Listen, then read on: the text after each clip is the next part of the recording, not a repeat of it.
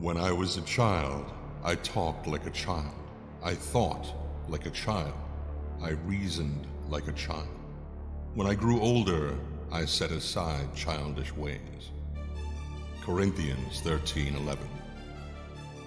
In the distant future, mankind has spread into the stars and found it is not alone. Within the cluster of planets known as the Silrain Arc, many races strive for survival or supremacy. But throughout this array of planets, societies, and cultures, each has one thing in common: the crucibles. Scattered throughout the galaxy, each moon-sized structure contains a core of raw sorium, a form of mysterious energy used to power ships, cities, and sometimes the warping of the fabric of reality itself. Beings who can do this have been given a name: Espers. The power of God has been granted to God's children. It is a time of terror. It is a time of wonder. It is the time of Esper Genesis.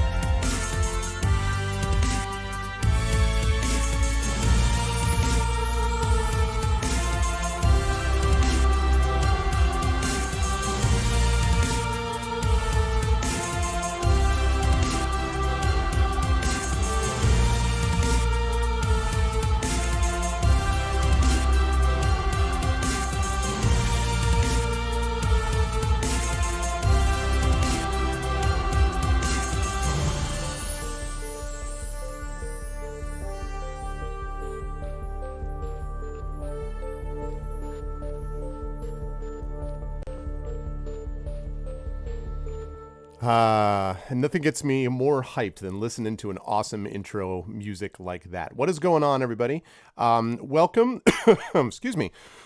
Welcome as I cough. Welcome, Argonauts. Welcome to day 42 of Esper Genesis, sponsored by Alligator Alley Entertainment. We are calling this episode The Aftermath, and we'll call it that for reasons that will soon become clear as we go through and continue with our awesome game set in a far future in the Silrain Arc. I hope everyone is having a good day and is looking forward to some awesome role-playing with the crew. We have a full crew tonight. I am very excited about that, and we are excited to bring this show to you. As always, thanks to our sponsors, Alligator Alley Entertainment, the makers of this game, Esper Genesis, and also of many others, Witch Hunter, also Tales and Tomes from the Forbidden Library, which I have some knowledge of, which is currently a copper seller and number 90 Dungeons and Dragons product overall on DriveThruRPG. It is the 90th most purchased product on all Dungeons and Dragons products. That's pretty cool. So, hey, what's up, Von Ether? How you doing? That's right. Rest in peace, General Blatt. Blatt has been taken down. But it's good to see everybody. And so, as always, thanks to Alligator Alley Entertainment. Before we get started with today, just a couple of reminders about things for folks to keep in mind. If you haven't already done so, please consider following the channel. That is always appreciated. We are now only about 40 followers away from 6,000, which which would be kind of a cool milestone. So hopefully people can jump on board and follow. You can do that for free for $0. You can also, of course, support us by checking out the YouTube channel and subbing over there, where you can see all past broadcasts of the stream, the last 41 episodes of Esper Genesis, for example. That is over on !ArvTube. Twitter is !ArvTweets. It's not over 6,000. Not yet, but soon.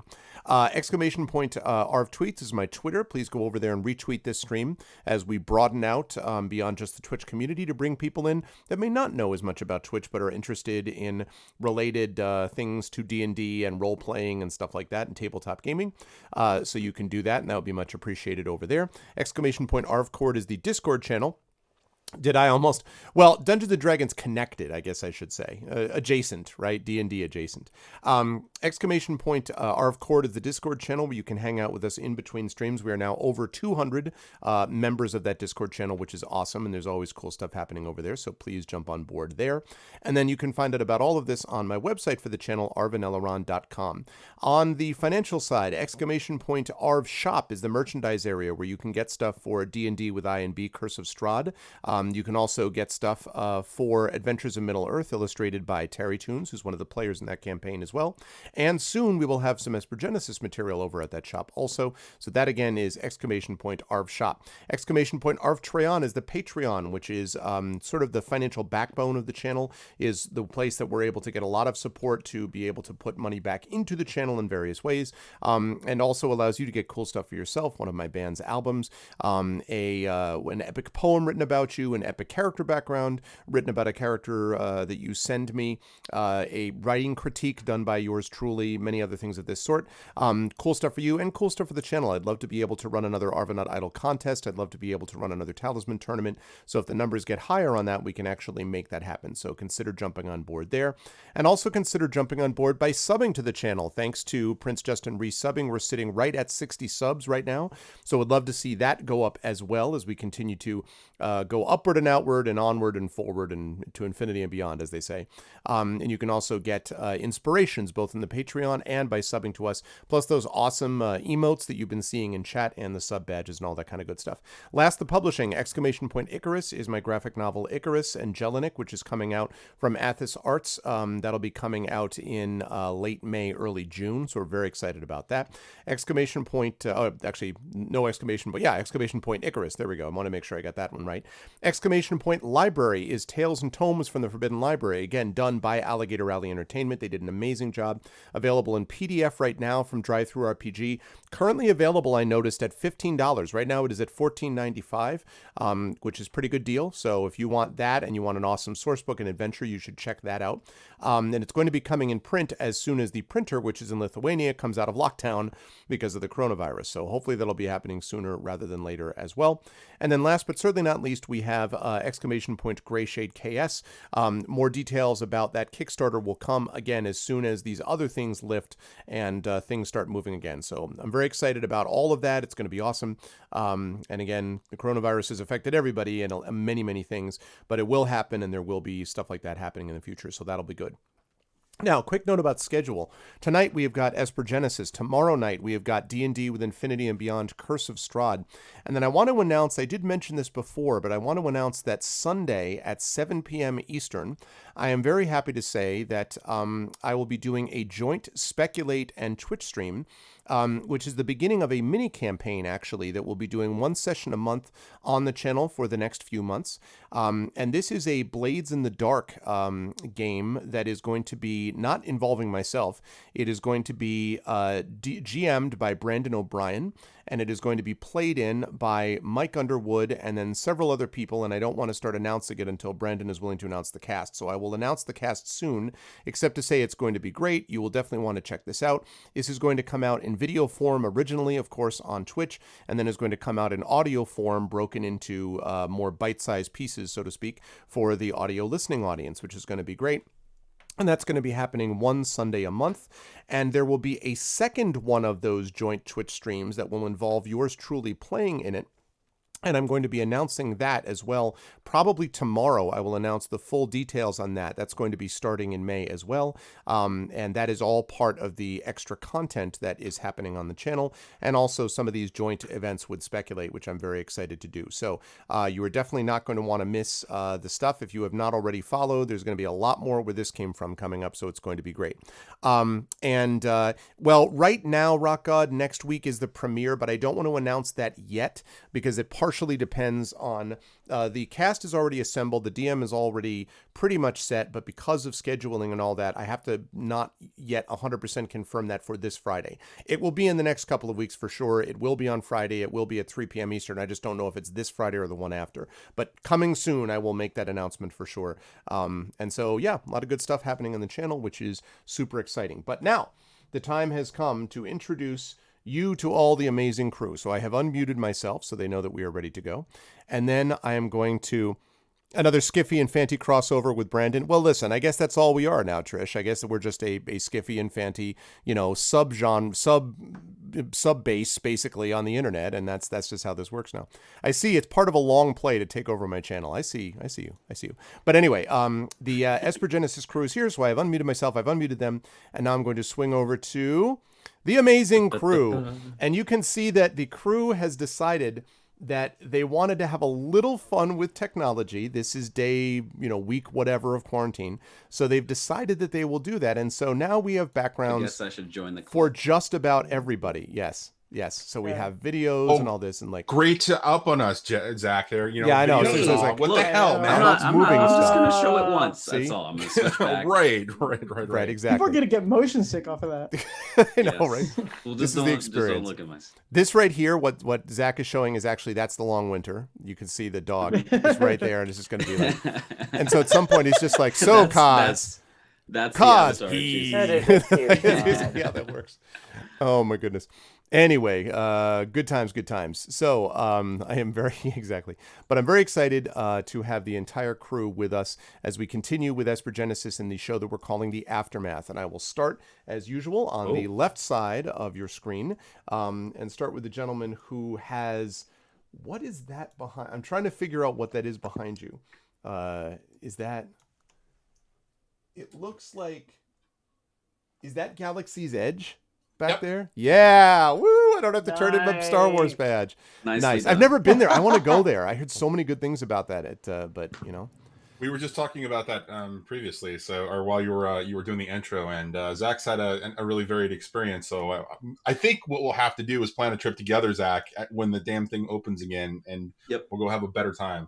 Yes, we will. And you could just walk in and just be like, "Yeah, hi, we're part of the Esper Genesis crew, the Pioneer crew." And they'll be like, "I'm sorry, what?" We'll be like, "Yeah, exactly." They'll be like, "Oh, excuse us, please come this way to the real ride." Well, have you heard about Millennium Falcon?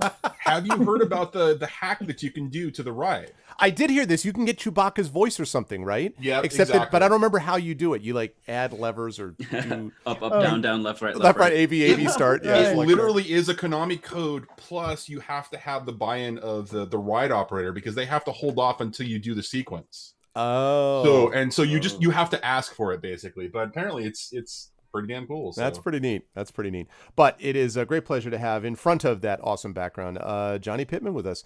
Johnny, hello. How are you? How is life in the universe in year 7,000 of the quarantine or whatever we're at now? How are you doing? How's life on your end of the of our quarantined country? Quarantine, shelter in place, whatever you want to call it. It's getting a little weird out there for sure. It's every time I venture out now, it's a little bit more. I don't know. People seem like they're frustrated and they're all caught up and everything. So it's just coming home actually feels like a vacation after going outside because it's so crazy out there in respect to all the tension and stuff. So being here is really nice. Very pleasant in this world. Right. Absolutely. Otherwise, things are good. Things are really good for the most part. And that's about it. And I'm playing an Ashen Forge Melder, I guess, who's waiting for somebody else to go off and like have the adventure with the Long Winter. Yeah, it's going to be, it'll be interesting to see how all of you folks are tied into today, actually.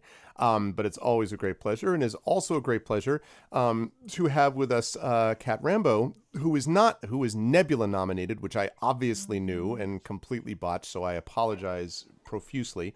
And I will only beg forgiveness by saying that I have been to the Pike Place Market behind you on many occasions, and I think of it with great fondness and all that. And but how are you, Kat? My apologies. And how are you? And how's life in the universe on your side of the coast? I am good. My spouse and I are holed up, basically isolated at home, and enjoying each other's company, which is nice. And I've been doing co-working sessions with a bunch of friends and Patreon supporters and stuff, which that's really been a thing. It's been sort of keeping me sane and sociable. Nice to see people every day. Yeah. So life is actually pretty productive, but I miss going out for coffee. Yeah. Just one of, I know, it's like one of those little things you don't think about. And then, man, who are you playing? Oh, and who am I playing? I'm playing another Ashen Forged. I'm playing Petra Sinis, the Ashen Forged Sentinel, with a mysterious affinity for machine intelligences and a very large hammer, which is her first solution to most problems. It's true. When in doubt. Yes, hit with hammer. Shelter in place with a hammer. Just everything with a hammer. That's the way to go. But it's always a pleasure, of course, to have Kat with us, and is also a pleasure to have with us someone who I think would say it's fine. This is fine. Everything is fine. Everything's fine. Everything's fine. And that, of course, is that's Hernandez. That is, by the way, that's actually a real live shot from Arizona right now. So you can actually see behind you. That is actually what Arizona has become. How are you, Carlos? How is life in the universe with you as you are continuing in your not quite home yet? You know, you're not in New York yet place. Yeah. Well, so you know what sucks? No, I mean, it's just sort of like we're in this like sucky moment, and there are all sorts of particular ways things can suck. But one thing that sucks is that I have a book coming out, you know, and it's just like, it's not a great time for a book to come out, because like I had a whole tour that Disney was going to like foot the bill for, evaporated, you know. So in these desperate times, what I have done is resorted to clowning. I just put in the chat a trailer for May 5th in which I'm going to go on Instagram Live and cut off all my hair. Basically, the pretense for it is going to be that Rick and I are going to be having a competition, but it's totally rigged and I'm totally going to lose. And I'm just going to shave off all of these lovely locks that you see before you now. So are we talking a thin layer of like hair, or are we talking like fully bald? Yeah, I mean, I'm gonna put the number like 6 shield on the razor and go like right down the middle every time I get a question wrong, and I'm gonna Hopefully get them that's all not wrong. the sound it makes. Oh, yeah, it's more like that's you know, that's the just sound a scream. Yeah. So yeah, I mean, I'm doing things like I'm making trailers for Instagram Live and stuff. That's actually fun, and I mean, all told, I'm extremely lucky. You know, I know I'm extremely lucky, and very grateful that I have this beautiful home that I've been able to sojourn in, and all these people around me who are actually taking care of themselves. Somebody said in the chat, you know, that people are maybe getting a little frustrated, starting not to wear the masks and stuff, and that's what I'm seeing here in Arizona too, man. Which makes me want to just like hold down even more. Yeah, I saw a little bit. I was out on a walk today with my daughter, and we're right in the epicenter of it, and I saw like a lot fewer people wearing masks today, including runners, and I'm like, you may not be getting this. We're nowhere near the end of this. I don't know where this idea is coming from. Oh, then the president, right? Anyway, so please, people, please be safe. If you're within reach of our voices, please be safe, by which I mean wear a goddamn mask when you're outside, for the love of God, and think about others, not just about yourself. Anyway, Carlos, who are you playing today? I am playing Ludicrous Sleep. I was just like, I don't even have my character sheet anymore, right? So, yeah, I'm playing a dude. It's Ludicrous Sleepwell. He is in like right now suspended in a rope trick like temporary universe created by Kaz, who may or may not be alive, after the first 10 minutes of this episode, and we'll see if he'll be stuck there forever. Yes, I look forward to that. Yeah, this is actually a very long play. So they did the whole aftermath thing, and I'm like, and the aftermath involves everyone is trapped here forever. So yeah, no, that is probably not going to be the end, I think, for this intrepid crew. But it's always a pleasure to have Carlos with us, and yeah, as I will make sort of clear to everybody, we're going to try to promote and cross promote things as much as we can, and so hopefully that'll be the case. Oh, so you were positive for flu, but negative for COVID. Well, I guess I'm glad that you didn't get COVID. I'm sorry you had flu, though. Like, yes, congratulations. You've only lost 3 limbs. Wait, what? So, Coven, I'm glad to hear, though, that you're not dealing with coronavirus, and please continue to be safe then with the flu, man. I'm sorry to hear that you have that, but I'm glad that you don't have the other thing. But in any case, it's always a pleasure to have Carlos with us, and we are going to try to, as much as possible, promote these folks. And again, I mentioned this last time, but I will say again, in May, we will have, of course, 2 usual sessions with Esper Genesis. One will be a normal time, but the other one will be during ArvCon, which is I'm going to be scheduling with everybody. Normally, it's held over Memorial Day weekend. Under the circumstances, actually scheduling has been remarkably easier since people are like, I'm going to be home. So I may be able to do that, but we'll see. That's going to be, it's one of the big highlights of the channel every year. In this case, is going to be to raise money for a diabetes research foundation in honor of Kilobyte, who passed away about 6 weeks ago now, who did that amazing introduction that you just watched. So you'll have a chance to be a part of that. And the players that you see in all of my campaigns, I'm going to try to assemble them for this. The Adventures of Middle-earth crew with Amal Matar and Tren and Tarry and Will Jones.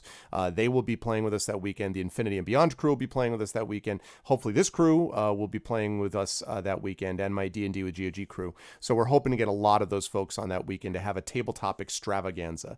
So we will see if that happens. I was actually playing with a green screen before, Coven, and I was throwing up some I was thinking of being like super, like branding and everything, and just sort of pop up the Tales and Tomes.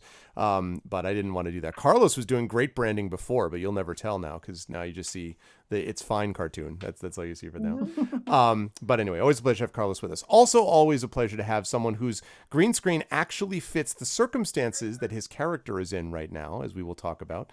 And that, of course, is Mr. Zach Clay. Zach, how are you? How is life and the universe with you, sir, as we speak? I am doing good, at least given the current circumstances, of course, as much as one can be. And focusing on streaming, I have a very big project. It involves a lot of moving parts and a lot of sound design and voice acting and graphics and nice. starting to open it to other people and collaborating with other people, and it has to do with my channel.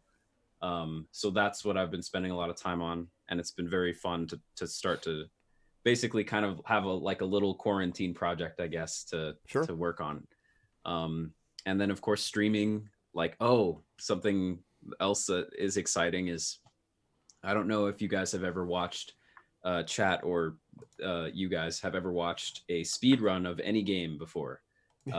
Which is basically people will go through and they will try to beat a game in record time, and there's runs where you try to beat it just in the normal way as fast as possible, or you find glitches in the game. So for example, when I went to TwitchCon, I watched Games Done Quick, which is the big organization that hosts speedruns. And there was a guy who ran one of the Resident Evil games, I think Resident Evil 2.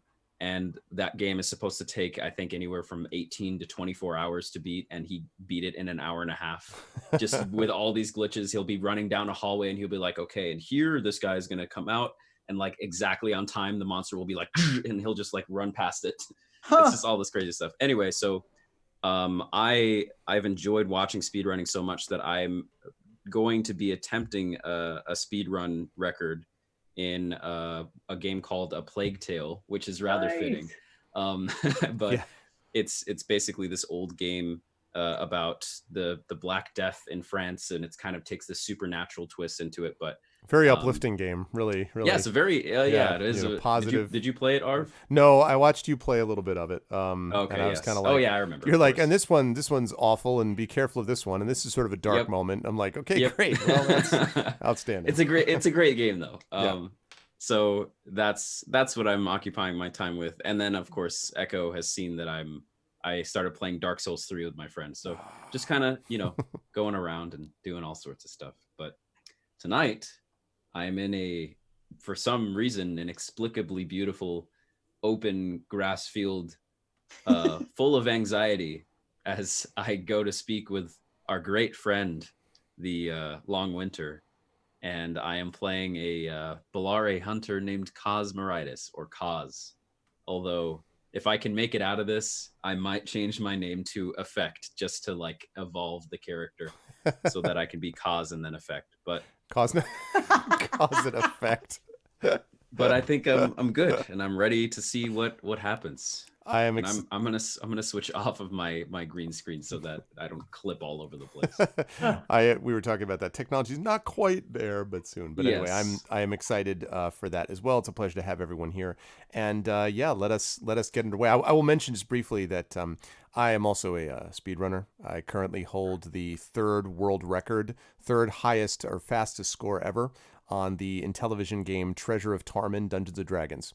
This is because I didn't know that this happened, but I streamed it a few years ago, and I played this all the time when I was a kid, and I streamed it a few years ago, and someone found it and clipped it, and apparently my time is the third record of that of all time, and I'm like, what? And then the person who's in amazing. first is literally, I think my time is like 12 minutes, and his time is like a minute and a half. I'm like, what is that even mean? Whoa. So anyway, but I was just kind of like, wow, check me out, the accidental speedrunner. So I think I'm going to change my name to That the sounds like a Accidental good Speedrunner. Twitch name. Yeah. Yes, Yeah, that'll be and a good one. a memoir name too. The memoir. Yeah. Exactly. Yeah, that. Oh my God, that would be great. Yep.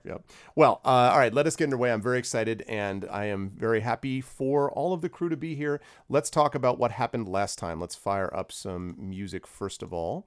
And actually, I think. Let's see. Do I want weirder things? No. You know what? I'm do. actually going to add. I don't. I want to add something else, which is.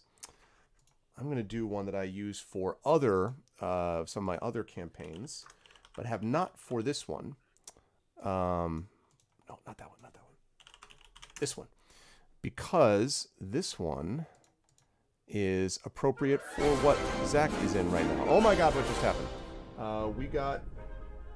Oh, Von Ether is subscribed with Twitch Prime. Lock and load your Sorium clips. Thank you very much, Von Ether. Beautiful. Thank you very much. Who is, of course, a member in good standing of Alligator Alley Entertainment, and so is a part of bringing you this awesome game. Thank you very much. I appreciate that very much. It is good to see you as always. Okay, so now let me fire up this music. Hopefully. Coven guy, slow runs? Are you serious? You could That just go sounds forever. Excruciating. But You I've just seen, sit and talk for 11 and a half hours? Yeah, that's. no, but I've seen slow runs of like games that have lasted years. Like, I think there's like a tycoon roller coaster that somebody made that Right. would take 16 Yeah. years to complete if they actually ran it through all the way. Oh, man. I used to play a mud, Armageddon mud, and I helped run it. And every once in a while, you'd take this one kind of group of mercenaries out into the desert, and they sort of this regular training thing. And it was always just freaking excruciating because I'd be like, I just need to run back to the barracks for water skin. It'd That's take funny. 5 hours for a 1 hour trip. That's funny. And actually, who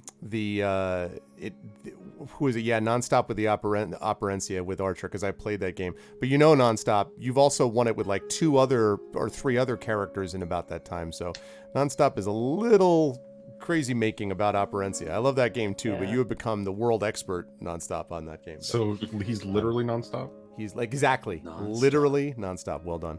3 characters, all 100%. No, I'm impressed, man. I'm impressed. And that is a good game. All right, let's get into it. So you can hear the music is a little different than our norm for this Yes. channel, for this game. And Heavy there's- metal, right? There's a heavy metal, yeah. There's a reason for that, as we will talk about.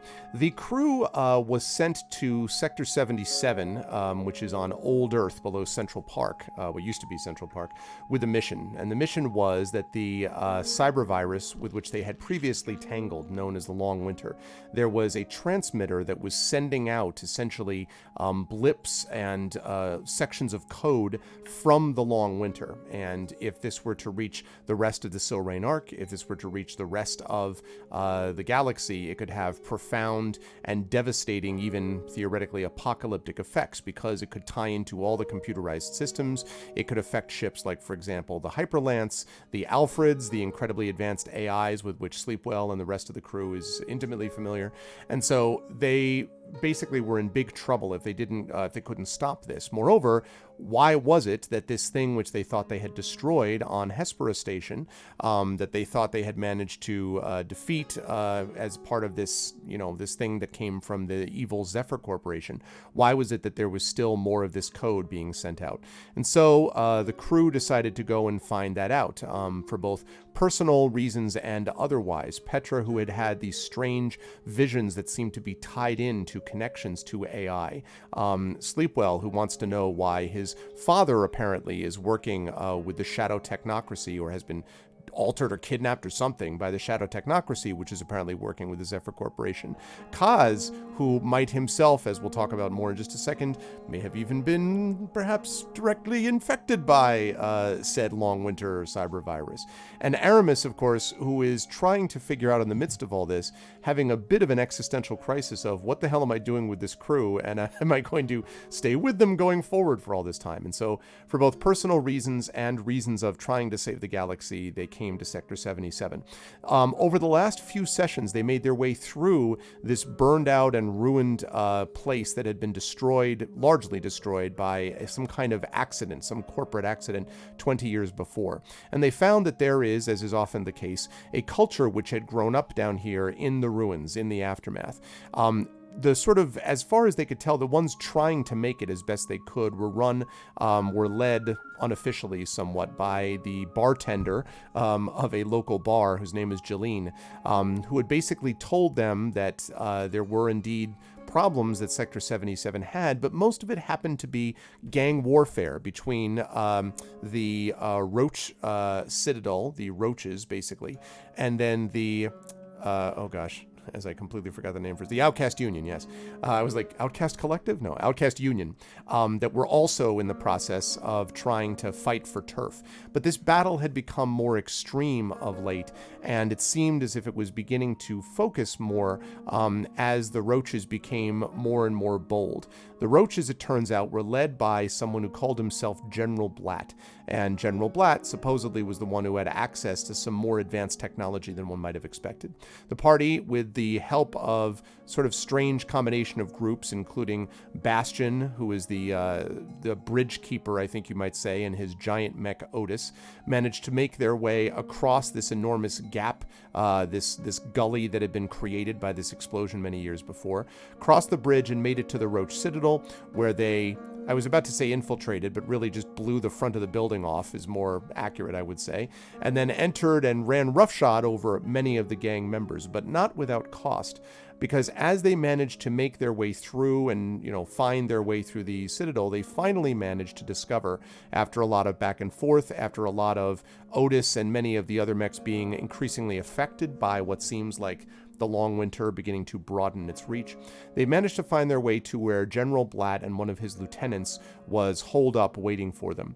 But before the combat began, General Blatt made it very clear that he had a great deal of knowledge of all of them, that he knew something about Aramis, something personal about Petra, about Sleepwell, about Kaz, about the entire crew, and as, I believe it was Petra, said at one point, this guy knows way too much. Why is it possible that he knows this much about the group?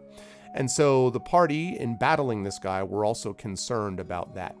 Sleepwell had been given via Aramis something that Jeline had given Aramis, which was something that would help if they really needed it. And Sleepwell decided that this would be a good idea to sort of trigger whatever this thing is.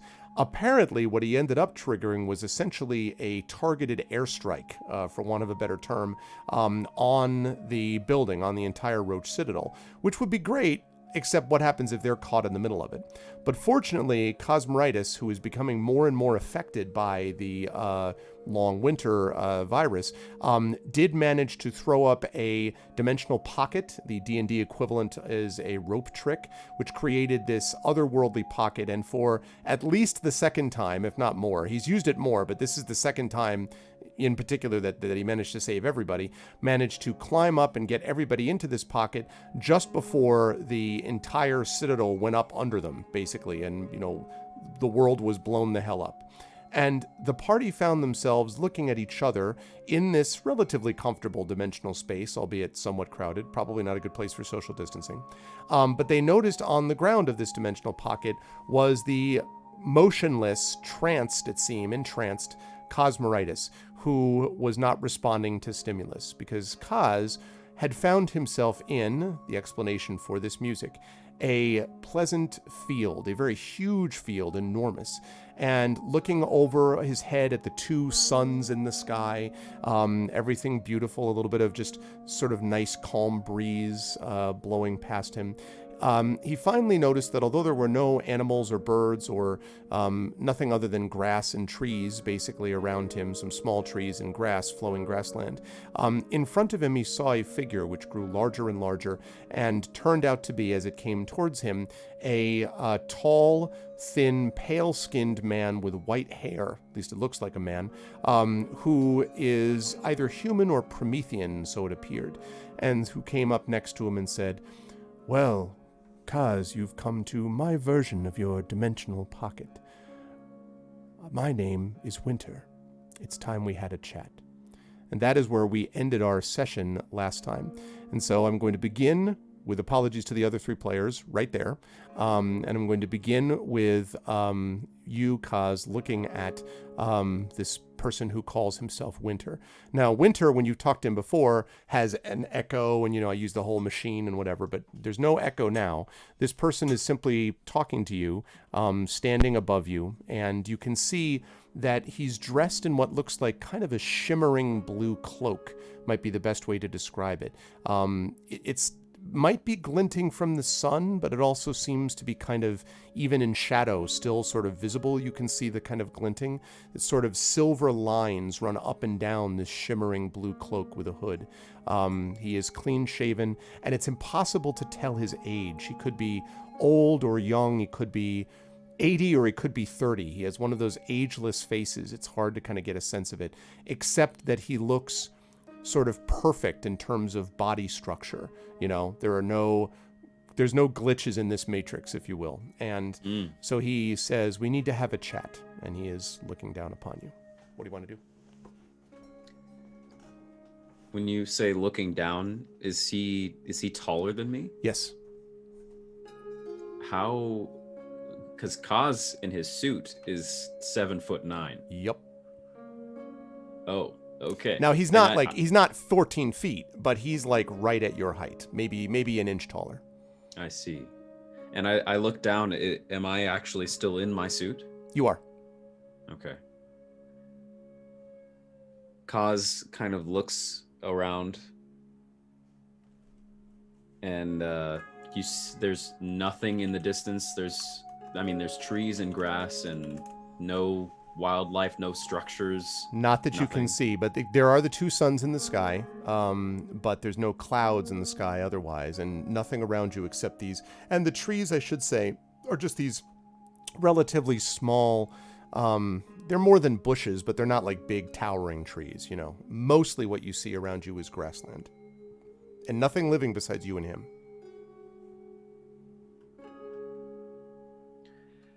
I just look at him for a bit, and then say,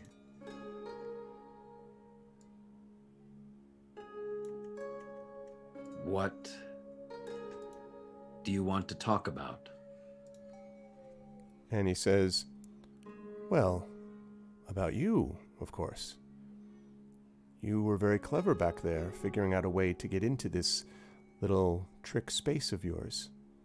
And I thought we should speak.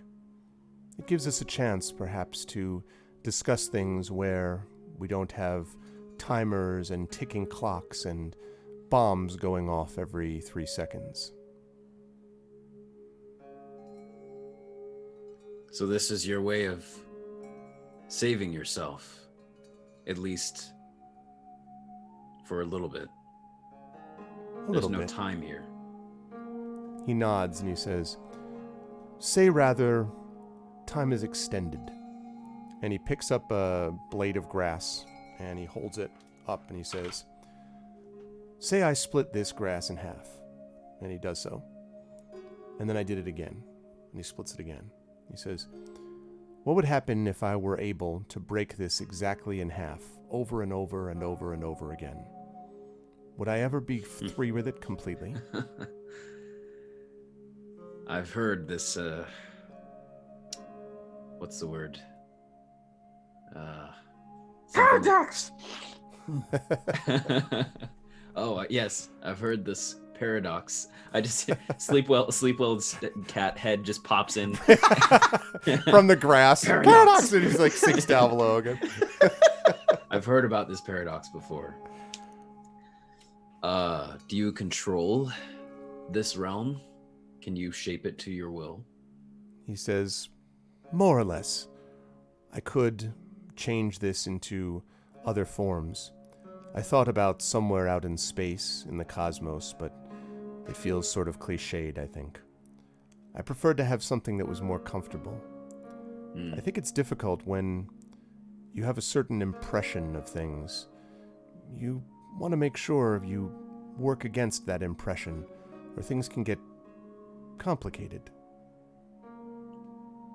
What makes you say that? He says, "Well, you see," and he walks around sort of slowly, like looking up at the sky in his shimmering cloak. "You all came to destroy me, or one version of me anyway. Yes?" Sure. "And the ones who sent you, the ones who put you on this mission, presumably they were doing so for good reason. You've run into the long winter before. Yes?" Yes.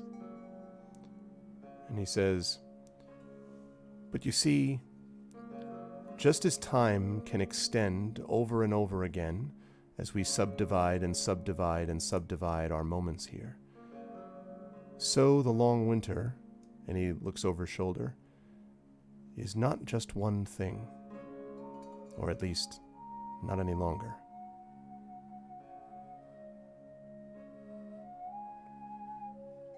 Can you? I've never sat on a tree stump before. Can you create a tree stump? And he kind of wryly gives a wry smile and he's like, "But you are sitting on one." And suddenly, Kaz, you find that you are indeed sitting on a tree stump. Very comfortable one. Good size. Much better. I suddenly feel like I understand everything now, sitting here. So you're saying that you did introduce yourself as Winter, not Long Winter, which I know that when we had met Long Winter, even the name was something that it didn't seem to have chosen for itself. He nods. So you're trying to say that you are a part of something, you're a part of a larger network that is Winter. Winter is multiple personalities and expressions. Is that what you're saying? That might be a good way to put it. It's more that Winter has fractured. This wasn't really intentional, but perhaps this is what happens when you... What's the term that so many in the Silrain Arc use? Play God? That's what they did with the Long Winter. They created the most powerful AI that had ever existed. It could process everything, calculate everything. It could encompass all realities at the same time and focus on either one or all of them at the same time. In every real sense, the long winter was God. But it's hard to be God. It's hard to think about all things at once, to believe in all things at once, to process all things at once. And he went mad. Insane. You must have seen that yourself. What are you then? Ah. And he sort of turns, and he, seeing you on the sort of tree stump, and again, there's nothing obvious, like there's not anything that like rises out of the ground. It's just like suddenly he's standing, like stepping up on tree stumps, and you're like, where the, and he's walking up, like gradually ascending tree stumps until he is up on a large tree stump. And on that tree stump now is a, essentially what looks like a metal slab of some sort, or a metal table. And on the metal table, you see a version of Winter, the one that you're talking to, but it is motionless and lying on the table, apparently unconscious. And your existing Winter, the one that you're talking to, comes up and walks around the table. And he says, looks down on it, and his expression... actually, make an insight check for me, Kaz, please. And as I'm doing that, I also, seeing him ascend these tree stumps and approach this table, I would actually want to stand up and follow him. Okay, you can do that. Insight is one of my specialties. 17. You think that what you're looking at is an expression of sadness on Winter's face. And he looks down at this motionless version of itself, apparently, and he says he was driven mad, and much of him now is, he shakes his head, destroyed.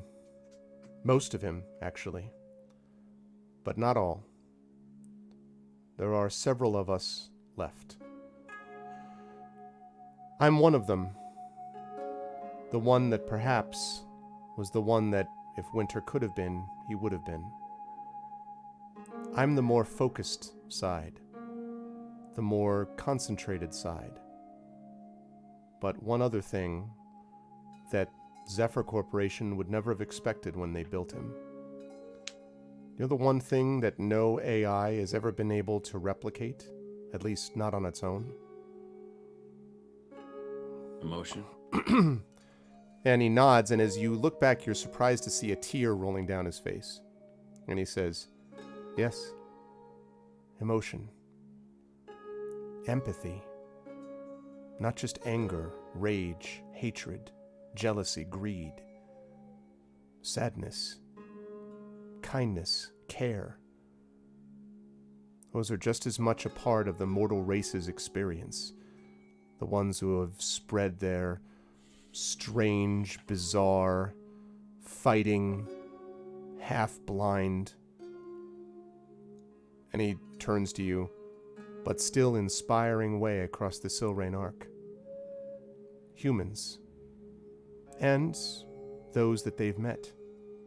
Bilare, Volna, Ashenforged, Kesh. All of these races share aspects of empathy and emotion for others. At his best, that's what the long winter could have been. But his madness meant that he was fractured, split, and could not hold his personality together. Much of him now, thanks to your work at the Hespera station and what just happened in Sector 77, is here. And he nods at the motionless body on the table.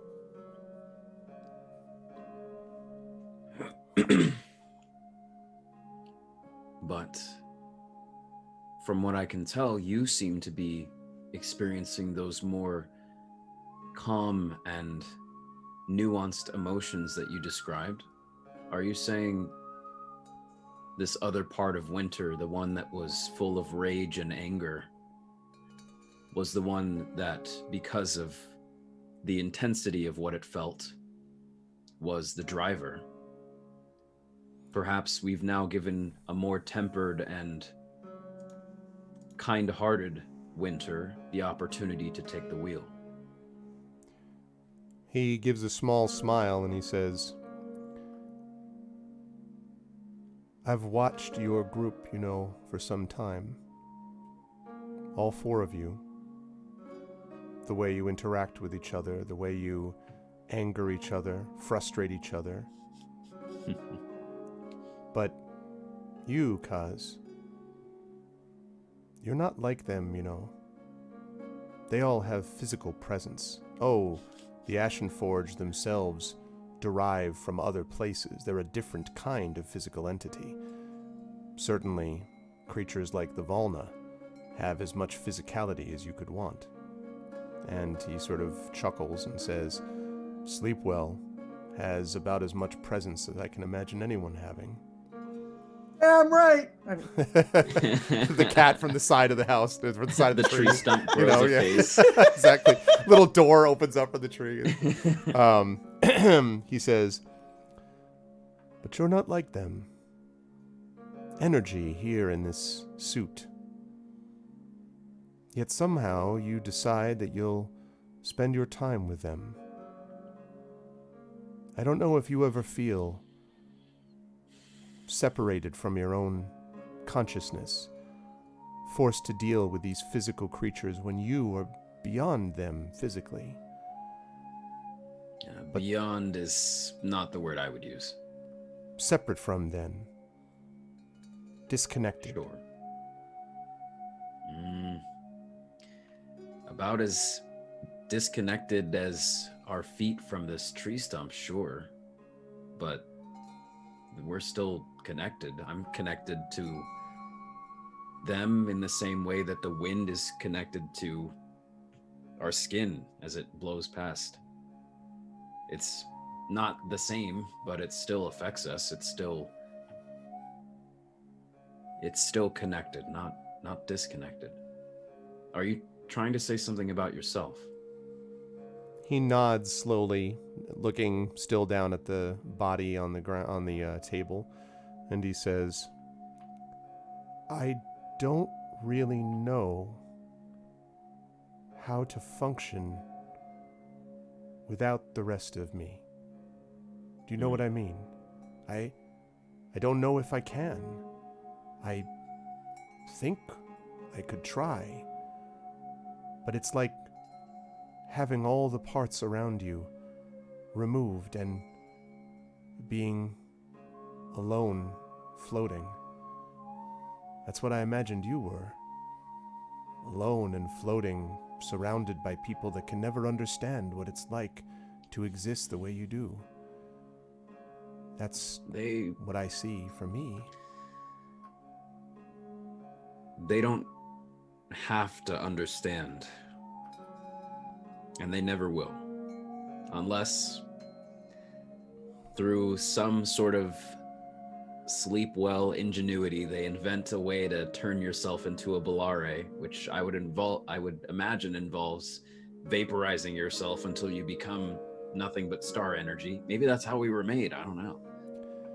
But they don't understand what it means to be a Bellare, just like I don't know what it means to be an Ashenforged or a Valna or an AI, if that's really what we should be calling you. He nods and he says, well, you might be right then. I brought you here because since there is only a little of me left, me and, well, one other place, I felt it was important to see whether we could trust each other, whether perhaps we could understand each other. There are people in your party who could have an even closer connection, but they don't understand it yet. One of you has been reached out and connected several times by more that were like me, not part of winter, but part of something else. If she listens to what they tell her, she could be as close as anyone wanted, or perhaps closer. But the reality is that even there, the cost, and he looks directly at you now, away from the table and right at you, Kaz, and he says, the cost of making that connection might be too great. And that's what I'm afraid of, Kaz. There is one part of me left that isn't what is talking to you right now. It's the opposite side. No fracture. Just hate, rage. A desire for vengeance fuels it. And it wants to destroy everything, Kaz. Everything it can get its code into. And it will do it if it can. I've only thought of a couple of ways that it could be destroyed, and only one sure way. But the cost, Kaz, the cost to me, that is what I'm worried about. And then it kind of looks back at the table.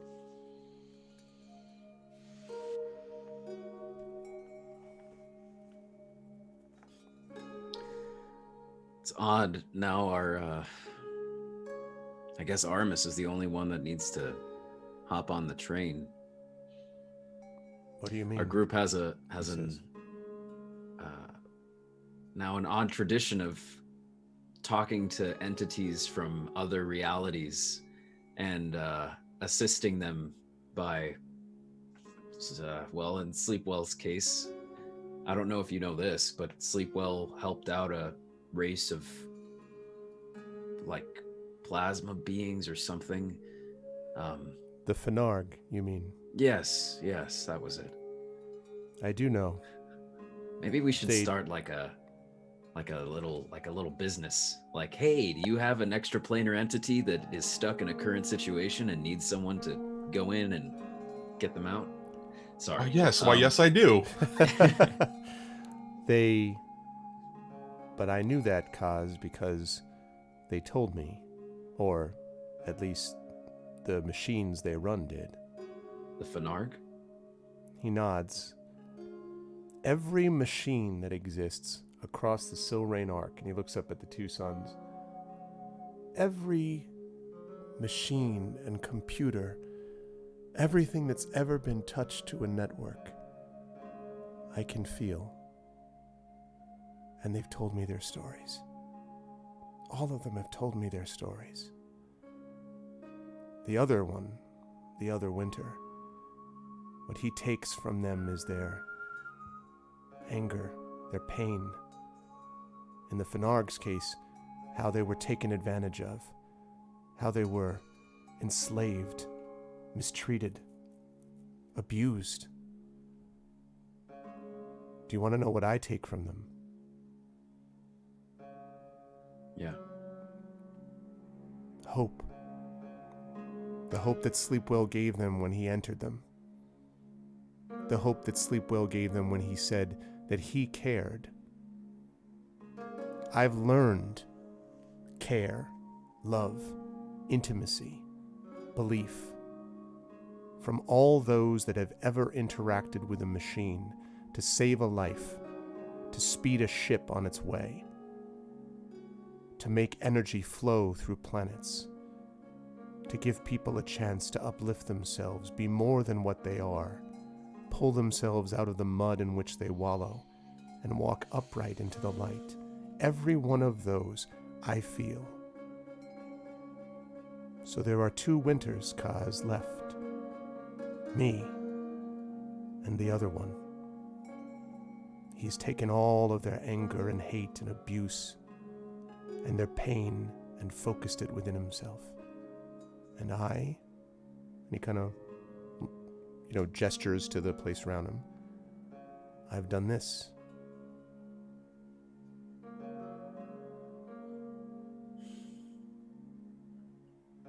So, what? You would have us go to this last location and destroy this other part of yourself that only feels anger and rage and sustains abuse? And he shakes his head and he says, "No. I would have you go to find this thing, and then leave me to deal with him. The only way this ends is if we are reunited. In the uniting of ourselves individually, we will individually be lost." I see.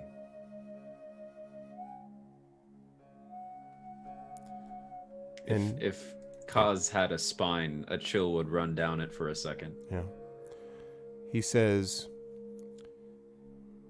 "Of course, it's not just Winter himself that you have to contend with. It's all those that are working for him, the ones that think they're in control when they're not.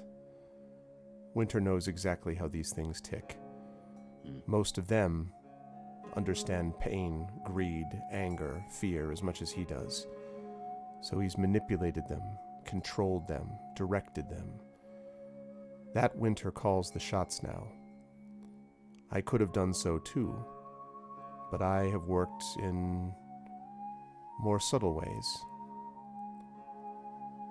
I've listened and waited. And when you destroyed Sector 77, the remaining fragments of Winter that weren't him or me, I knew the chance had come. I don't know whether your other party members would understand this or not. Perhaps they would. But I worry. Aramis, for instance. There's someone who's more practical than any of you, who thinks about the real world more than any of you. And you're not fighting for me, Kaz. You're fighting for what Aramis believes in, reality. But Aramis, because he believes in reality, I think he'd have a hard time believing in kind of gestures this.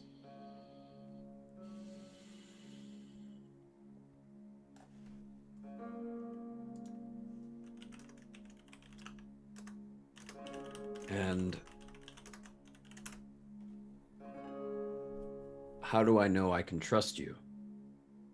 How do I know that by uniting yourself with your counterpart, that I'm not just with my party inadvertently allowing an AI, all-powerful, omniscient God to realize its final form and then have access to every electronic, every network in the galaxy? Why is that something that I should trust you to do? And he sort of sighs and he says, I don't know. If you asked him, he would tell you, because if you didn't help him, he would destroy you. Destroy the universe, destroy the Silrain Arc. And he could do it, Kaz. He is incredibly powerful now. I can't do that. It's not how I'm built. I don't know that you can trust me. I don't know that I can trust myself. When I do unite with him, I don't know if his anger and rage will overwhelm whatever love and comfort and care and empathy I try to bring to him. I don't know if they'll cancel each other out and you'll end up with a neutral being. I don't know if we'll destroy each other. But the last thing he wants is to lose himself as he is now. He's terrified, Kaz, terrified that he'll lose everything that makes him who he is. he would rather wake in rage than sleep in kindness. So I don't know whether you can trust me, but I know that you won't be able to match him. When you wake up from this, you'll have a decision to make about where you go next and what you do. If you help me, I will have some suggestions about where to go. If not, then we'll have to see what happens with 2 winters. One caring, compassionate, one more interested in helping the people of the Silrain Ark than destroying them, and the other who wants precisely the opposite. I don't think I can stop him on my own, not without help. But only you can decide for sure.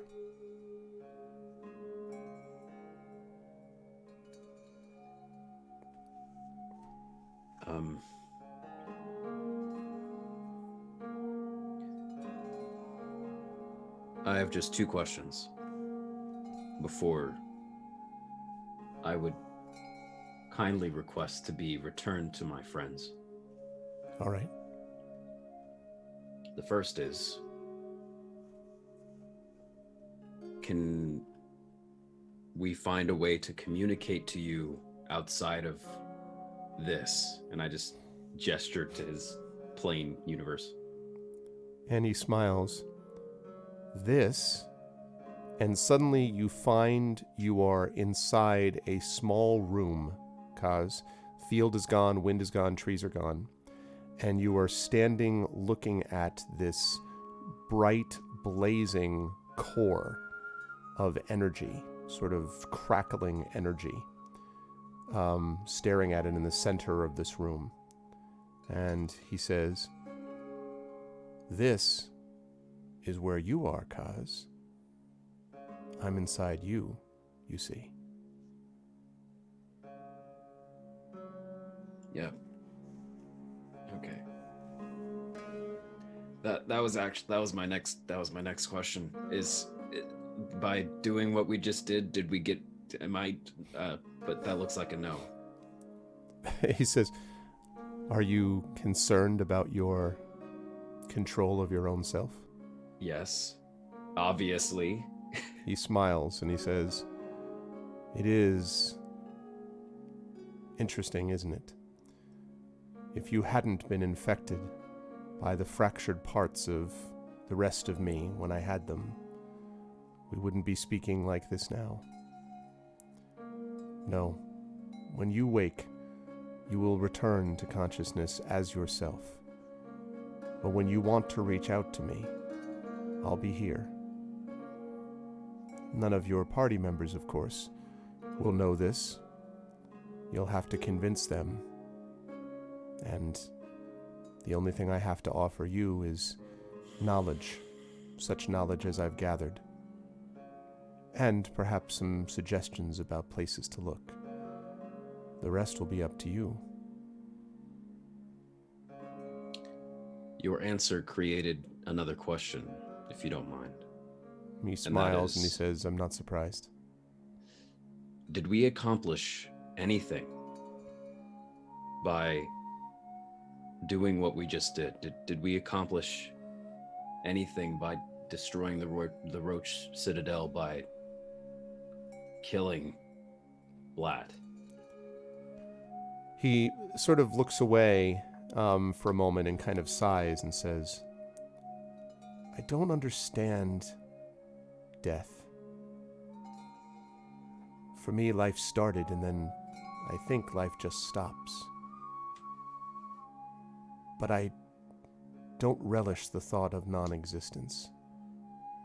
I can't say what it's like for someone who goes through that, or what happens to them. I don't know what it must be, if there isn't anything after what this is. So I don't know if you did the right thing when others died. But I think you did the only thing. Eventually, that part of winter, the insanity of it, would have infected all of the networks, computers, machines throughout the Silrain Arc. Oh, they would have tried to subdivide, to disconnect, to stay away. But you can't do that forever. Eventually, they need to connect with each other, or civilization itself withers. He would have waited patiently, and then at the right moment infected in this way. So, you didn't do a good thing. You did, and he kind of looks back to you, the only thing you could do. The insane part of Winter you mentioned, is that the same part as your rage hate counterpart? No, not now that the fractured is gone. I see. Now, so it's simply care, empathy, and what do you call it? Love? And hatred, anger, rage on the other side. But he's not insane. At least, not so that he can't operate with terrifying efficiency. And now we shouldn't expect to run into a long winter that is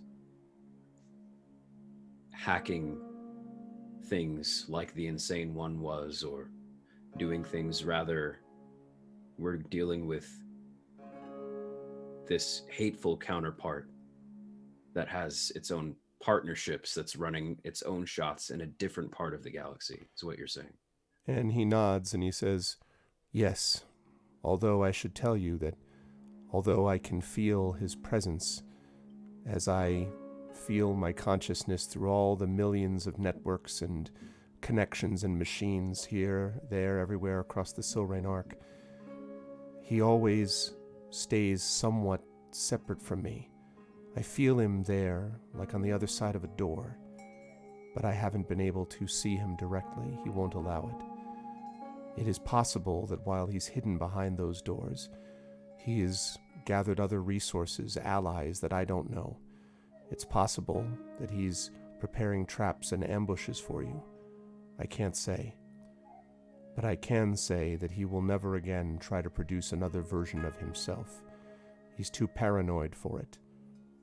He knows that I exist, you see, and the thought of my existence would, if he were inclined to do so, drive him mad.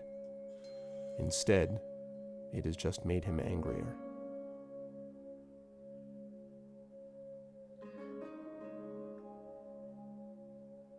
When I leave this place, I will inform my friends of what you've said. And together we will determine what we'll do. However, I do have to be honest in saying I do not particularly enjoy having a foreign visitor inside my being. Even if he is the AI god of kindness, hope, and care, it's all the same to me. He smiles a little and he says, I don't think anyone would appreciate having a god along for the ride. I don't blame you. And if I could think of another way, I would give it to you.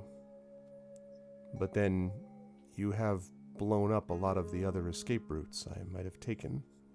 And he kind of, sort of tilts his head a little bit as if making a joke, although he always just has this kind of faint smile on his face for the most part. And he says, one thing, when you go back into that other place and try to convince them as best you can, where I started, the place that I started, Petra is connected to it. And it will be difficult for her when she finds out how. I can't tell you whether to tell her that you know this or not, she will be reached out to again. But at some point, she will have to make her own decision of how much she wishes to learn of her past and how much of a connection she wants to make. When you made a connection, you got a god to ride along with you. Great. When she makes that connection, she will get her own past. You might prefer your circumstances then.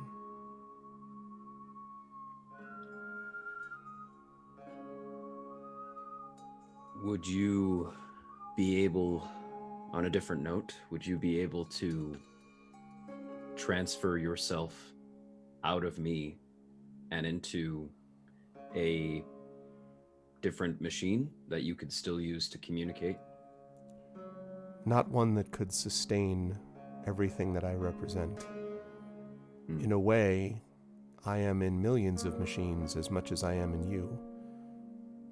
But my, how would you put it, essence, and he kind of gestures at the energy in the middle of the room that you're looking at. This core is what makes you who you are. And I have that essence within myself. That essence of me is now in you. And it is only in you because of the way that you and the rest of your party have had things unfold. The infection that happened on the Hespera station, the way that all of you have behaved and interacted since then.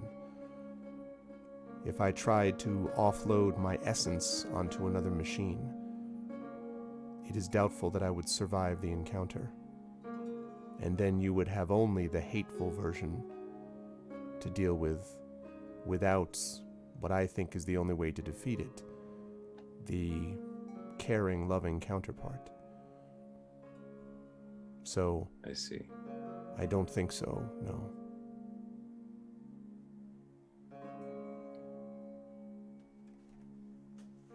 Well,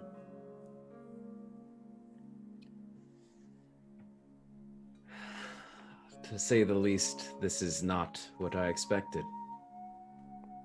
None of this was. He nods. I agree. I did not expect any of it up until you made your dimensional pocket. Suddenly there was an opening, a chance. And I thought I would, and he takes, and you see he has a tiny little bit of his grass that he showed you at the beginning left, and he says, I would break down our time a bit. And he kind of breaks it into like now just a little fragment and lets it just drop on the cold metal floor of this room where you've got the energy pulsing. And he says, but subdividing time forever is a poor way to progress. When you're ready, I'll send you back to them.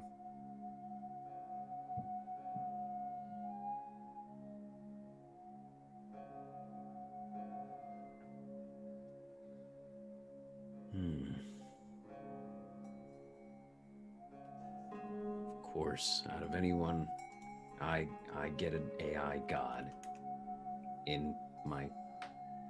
All right, send me back, please. It was wonderful talking to you, Winter. It's great. He nods and he says, be well, Cosmeritis. Hold together and hold to your friends. They're good people. They may save everyone in the end. And he sort of steps back and he waves his hand, and suddenly you're aware behind you of this strange, almost mirrored portal, might be a good way to describe it. And looking through the mirrored portal, you can see Aramis and Petra and Sleepwell gathered around your own body, lying motionless on the ground of what is obviously your dimensional pocket. I pull out my black hole gun No, I'm just kidding. I obliterate everything. I walk through the portal. Okay. And as the rest of you are there, suddenly, now this more or less happens, you are in the dimensional pocket and you're there with Kaz for maybe 5 seconds. And then Kaz is like, like moves his body, not like his eyes flick open because there's no eyes per se, but his body starts to move and shift. And Kaz, do you have a line that you want to say that you say when you come back up here? Okay.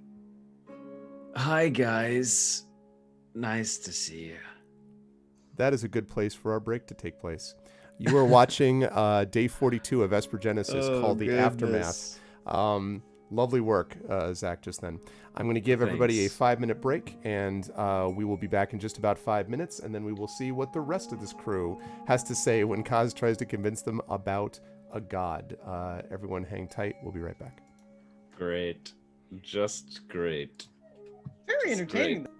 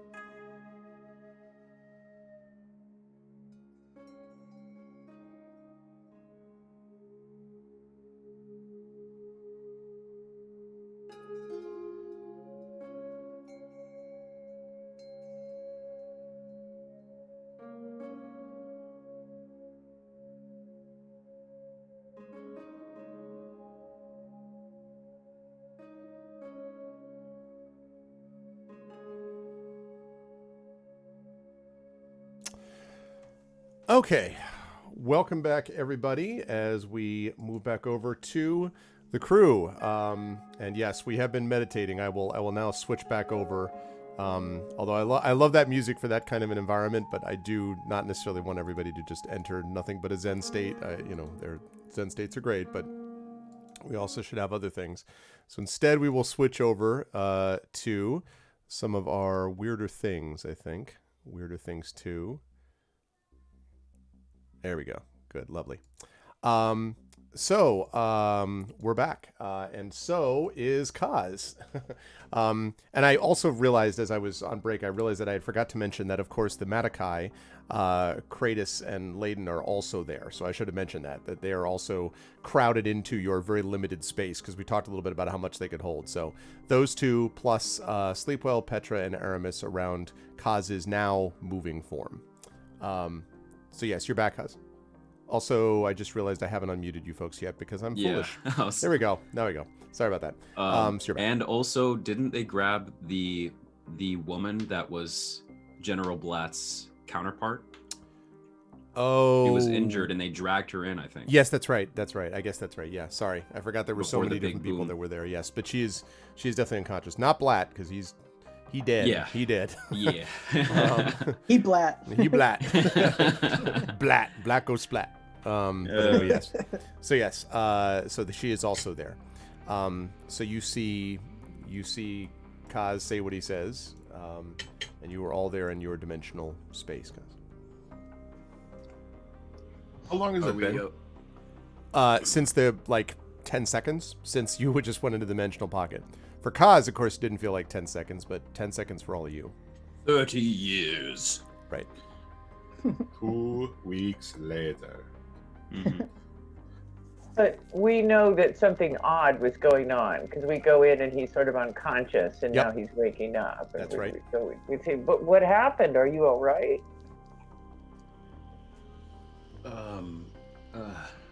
Are we all right? Are we okay? Well, like Us, when you, me, Sleepwell, Yes. Artemis. we're all Oh, good. We're all okay. good. We're here in your pocket dimension. Do you know where you are? Oh, yeah. Do you know who you are? Ask Kaz who the president is. I'll go through the routine for people coming out of a coma. Okay. Who's president of the universe right now? Does he think you should drink bleach? If so, this is not the right timeline. Go somewhere else.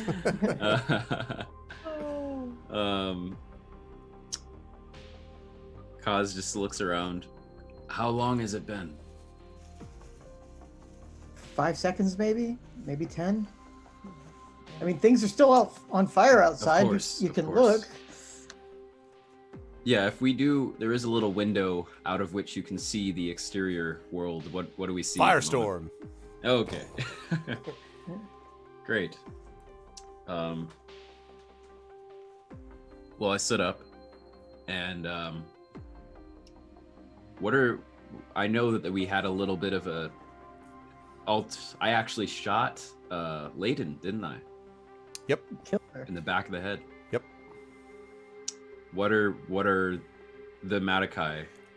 What's their disposition? Yeah, right so mostly it's actually Layden is kind of like Layden has just sort of been kind of sitting there kind of wide-eyed for a while. Kratos, however, looks like he's ready to rip your head off. And you may remember that you heard him screaming behind you, and the rest of you saw Kratos being like, when he thought that, Kaz was basically trying to shoot Layden and his commander in the back of the head. So Kratos is just like, he has not said anything, but he looks like he's barely a step away from just ripping you in half. And just positionally, Sleepwell is right there beside both of the Matakai, and is specifically just sort of like really watching Layden, and just sort of like making sure that she's okay. Okay. Yeah, she seems to be almost somewhat in shock, would be the way Right. to describe it.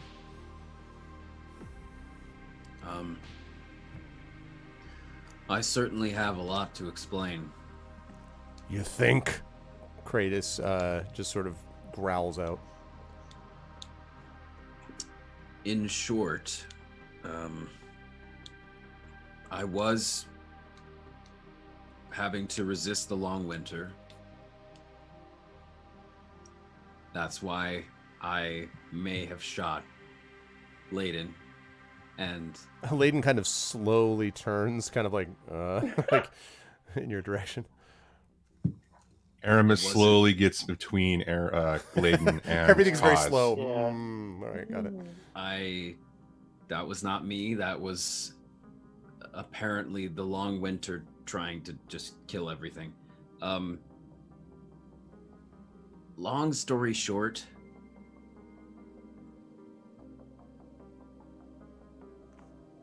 we are not done because the long winter, or he prefers to just be called Winter now,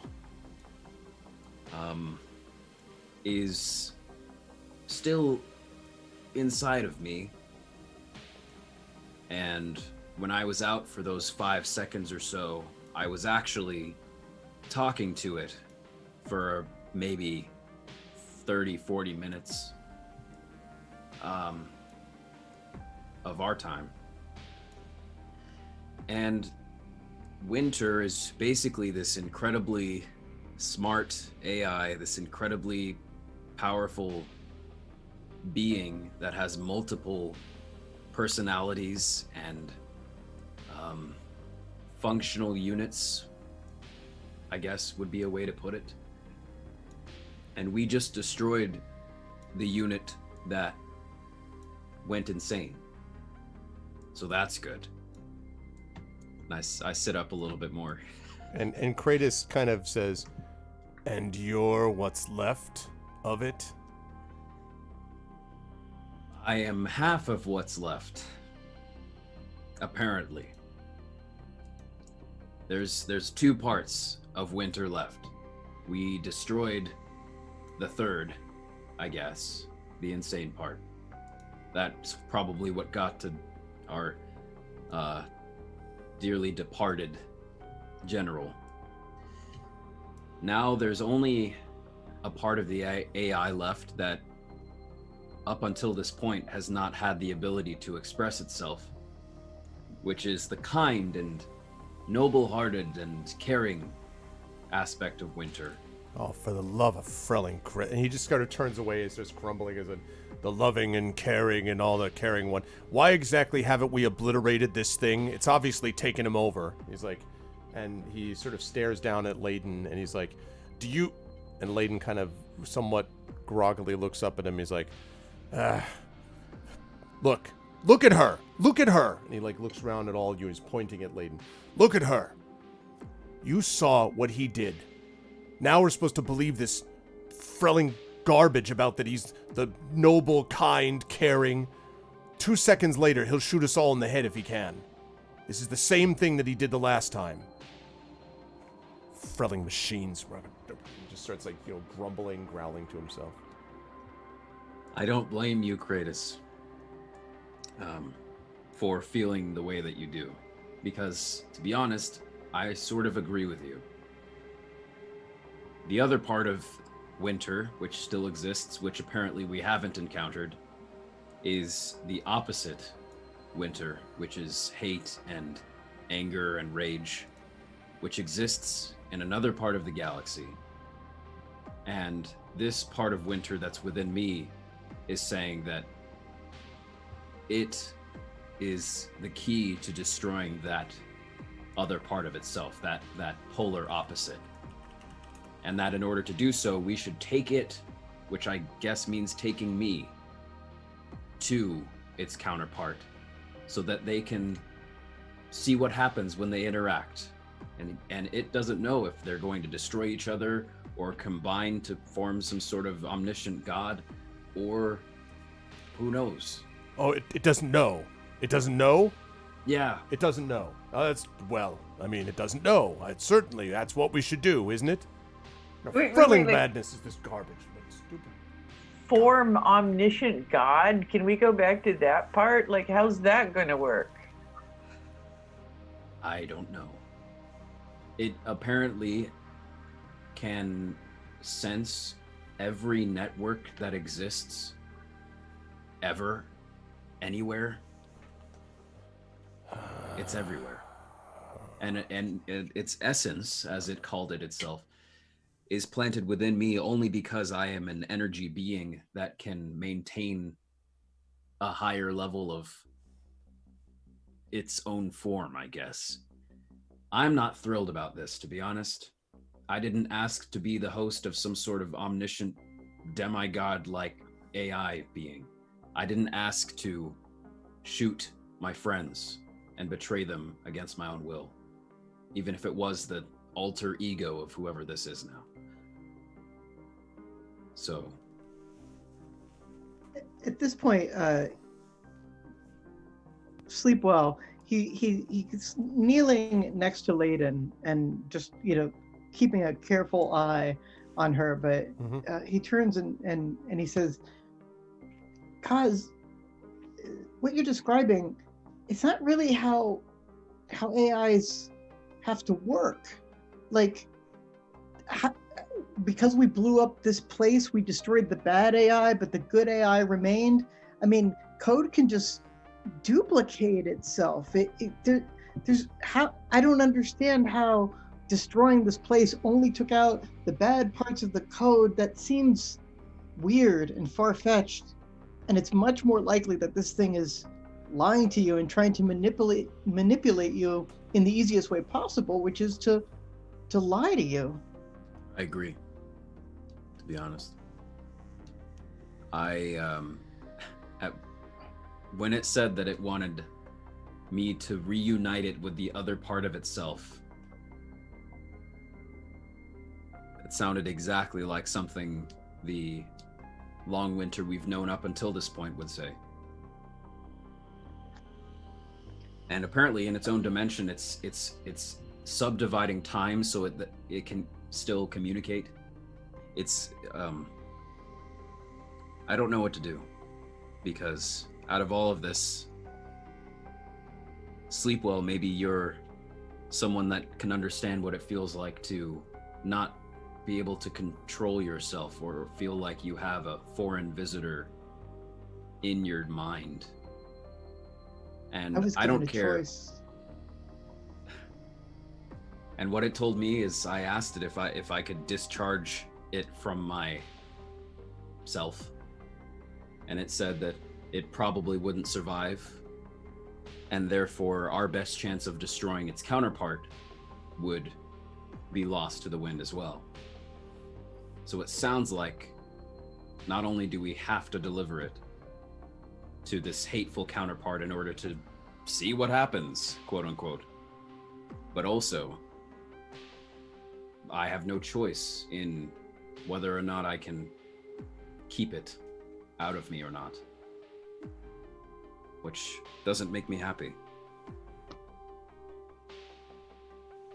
Sleepwell, at this point, he gets up and he moves towards Kaz and he's like, what about a new suit?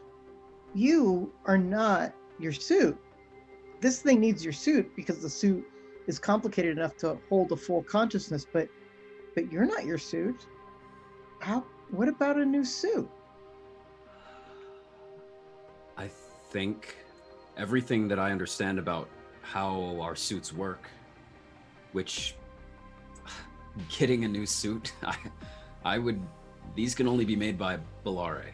I would need to go back to, that's a conversation for another time, but from what I understand, that might be the only solution, because yes, I am an energy being, but the only reason that this AI, this electronic code, is able to interact with me and be in my head is because its roots are in my suit. But if I were not to be in this suit, it can't just come with me as a life form. It's it's just this special interaction I have with the suit. So I think,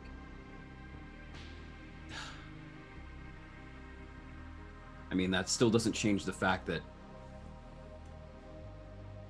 I mean, it's said that if we were to try to transfer it to something else, that it would possibly not survive. I don't think that changes that. I mean, it would let me be free of it from my own mind, but then we would possibly destroy it in the process. Unless another Bellare is willing to bear this curse. Well, I mean, I don't understand your technology, but if Neither we do got I, to be you, honest. if we got you a new suit, I mean, you just have two suits. You know, you wear one when you try to make a god, you wear another one when you try to live your own life. Is this some sort of analogy? I think I'm being literal. I think.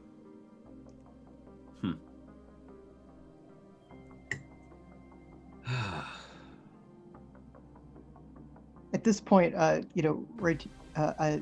Sleepboat gets down and takes a look at the woman who was knocked unconscious just to check on her status. Yeah, her breathing is very shallow. She was pretty badly hurt, but she looks like she's not in immediate danger, is what you would say. And you notice also that Layden is starting to kind of, I mean, obviously Matakai, and especially this Matakai, as you know, is super tough. And she's starting to kind of shake off, the sort of shock that, and kind of move a little bit more. But the woman herself is still unconscious, shallow breathing, but apparently stable from what you can tell.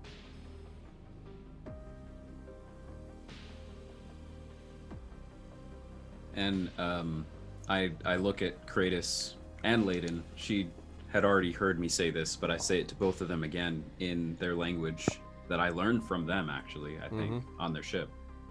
And I say in their language, my dishonor. And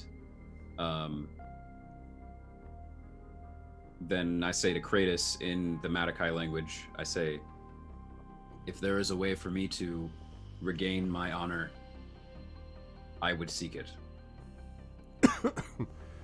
And Kratos, starts to answer and then hesitates and looks like even angrier than before, and then sort of looks back down at Layden, who was kind of now looking up at him, and Kratos says, a decision for honor doesn't come to me. If it were up to me, Kaz, you wouldn't be leaving this pocket alive. But it's not up to me. The one who has to make the decision about restoring honor is her. And he sort of jerks his head towards Layden, who kind of shakes her head, and she says, you mean you were not the one in control when you shot me? No. How can I know that for sure? You can't. And she kind of shakes her head and she says, being shot has a tendency to focus one's mind a little bit. She kind of coughs a little bit. She's okay. I mean, she's not in any immediate danger now. And she says, all right, let's assess where we are. We're in a dimensional pocket. For some reason, the whole damned building just got blown up, right? So, and you have some massive AI that wants to be reunited with its other AI so it can destroy it or turn into a god. And somehow that's good. Right? I never said it was good. Well, necessary? Stupid? What? I think both of those things, yeah. At least as far as it's spelled out. She kind of, sort of looks at you for a long time, Kaz, and then turns to, looks at you, Sleepwell, and then turns to Aramis and Petra, and she says, all right, you've heard the same thing I just did. What do you make of it? Is he Frelling full of it? Gonna shoot you, me, any of us in the back next time? Or is he telling the truth? And if he is, what the frell do we do then?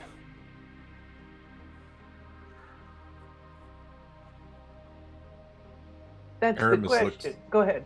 Sorry. Go ahead. Aramis looks at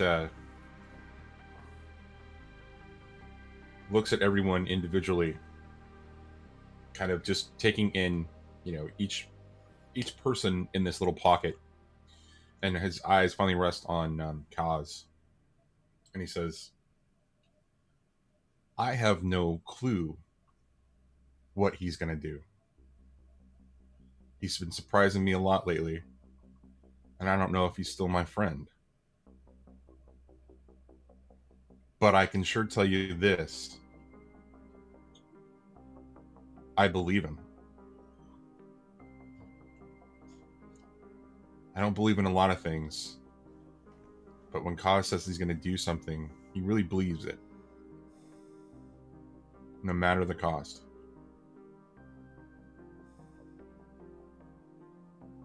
And he just kind of turns away and looks out at the whole of the ever inferno that's going on. Yep. Which might be starting to gradually die down, you notice, Aramis. Mm-hmm.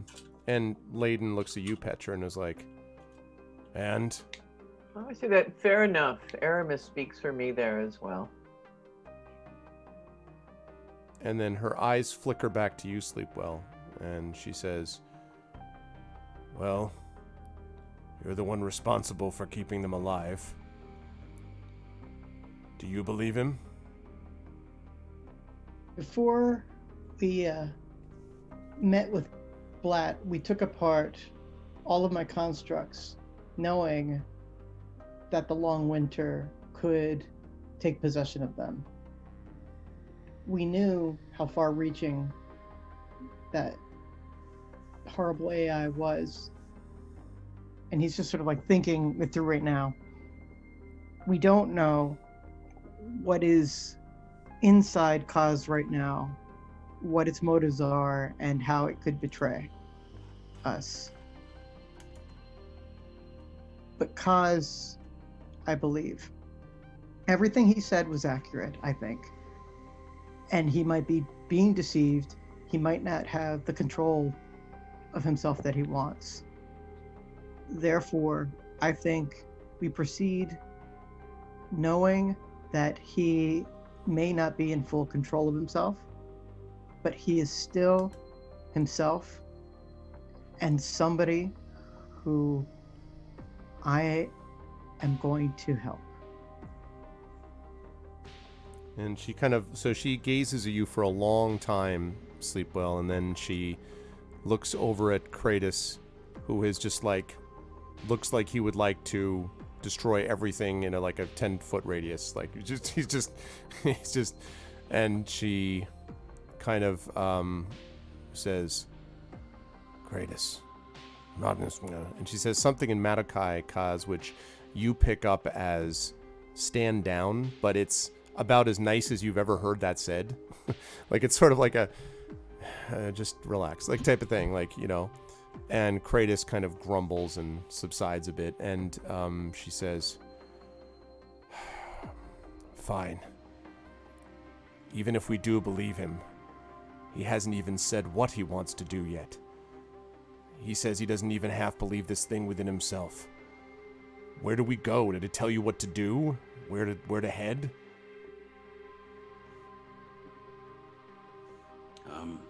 Not yet, but it said if I ever want to talk to it, I can just recede back into my own subconscious. So, what is it expecting that you're going to do? It wants us to go to the location that it will provide, where this other part of itself is, which it sounded as if this kind winter, I guess that's the new name we can use for it, made it sound as if the rageful winter, I don't know, we'll work on that one, is going to become Blizzard, Frost, Blizzard. Frost is the nice one. Blizzard, not so much. sure. Chillblains. Chillblains.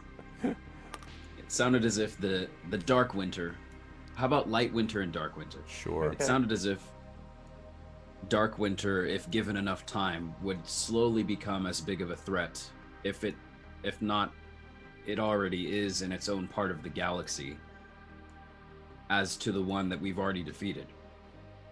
So, it said to bring light winter to dark winter so that they can hopefully counteract each other.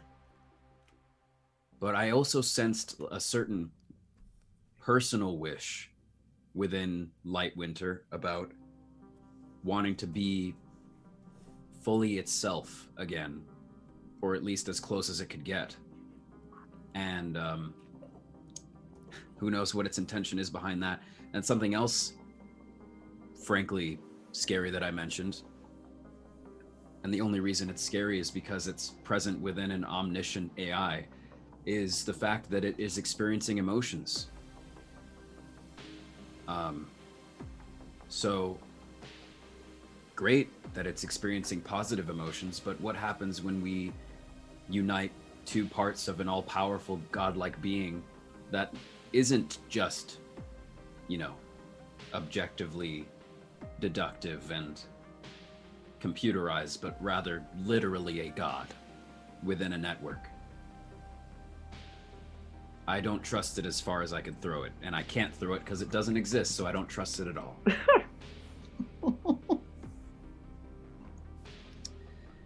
I think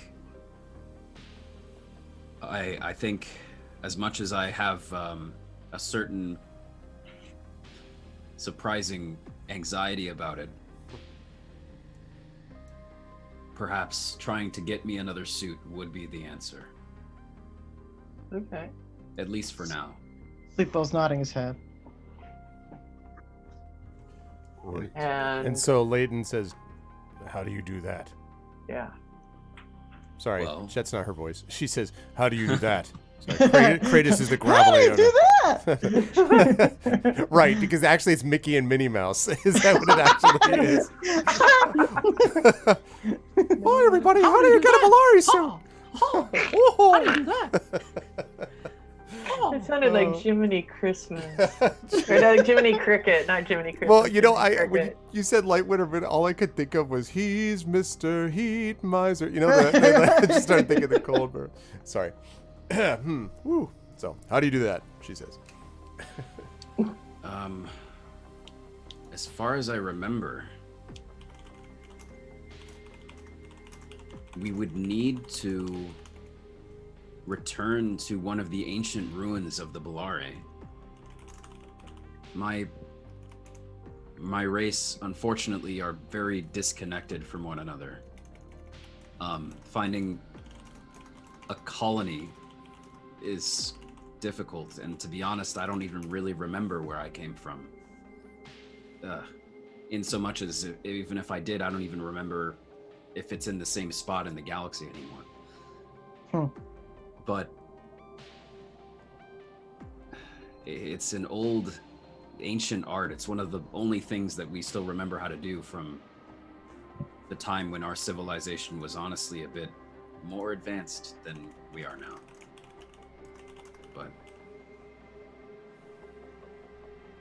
I don't know. Maybe I could search within myself a little bit or do some research. But honestly, I think our first priority is we only have about maybe 40 more minutes in this space. And if that's not over by then, gonna need some anti-fire plan. Real bad.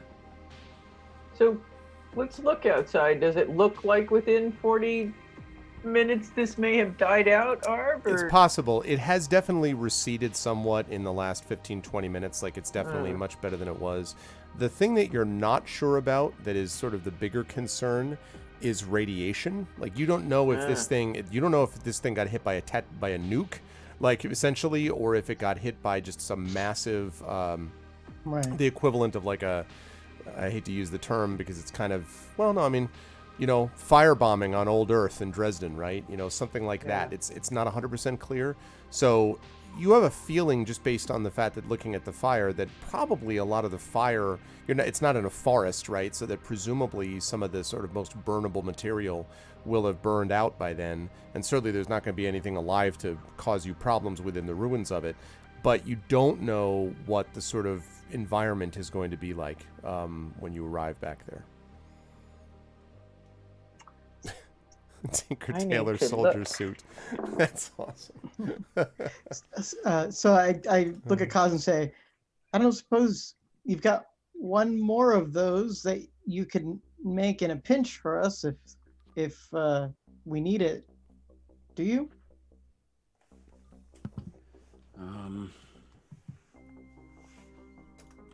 I could do it one more time, I think. Yeah, I could do it one more time. Well, plan A might be to, just sit as long as we can here, make one more, and, we can reach through this portal. I remember doing that. I don't know about... It's a very particular technique using Esper powers, and I frankly have never tried making a dimensional pocket while currently in a dimensional pocket, so I'm a little afraid of that. So I may have to come out for a second to create it again. And if anyone, I think I would be the safest. So, when you're talking about like worried about radiation, I mean, like we're talking about radiation as in it slays your flesh from your bones, or it's sort of like, oh, you're out it for 15 minutes and you're going to have a 3-eyed child. I mean, like what level? It's not. Now I'm very tempted. It's both. No, it's your 3-eyed child will flay your skin from your bones. That's how bad it is. No, I wouldn't say flayed from the bones. No, but it is an intense. I mean, it could create radiation poisoning. Like it would, if it is this. Now you don't know. It's possible that this was a more conventional bomb. It just looks really intense. Like it looks like a very intense bomb. And it was clearly either a bomb or a missile. Remember, you'd heard this whistling sound that was the sound of this thing coming. So again, almost like an airstrike of some kind. So you don't know exactly, but it would probably not be very healthy to be in. Would you die the instant upon? No, probably not. But it would. I mean, that's my point. Is we don't go out. We're not going to go in there and wallow in it. We're going to like move out of that space as fast as we can, right? Right. You just don't know how big the space is either. Along the way, but we're big, tough space adventurers. We could take a little radiation. Some of us are grievously wounded. Eyeing Layden and unconsciously. Oh, that's true. Well, I can heal Layden actually somewhat. So let me go ahead and do that because that will be helpful. We're level 5 right now, or level 6? Level 6. 6. We are soon to be mighty 7. indeed. I was gonna say, who knows how much longer? I just want to confirm how much I can heal.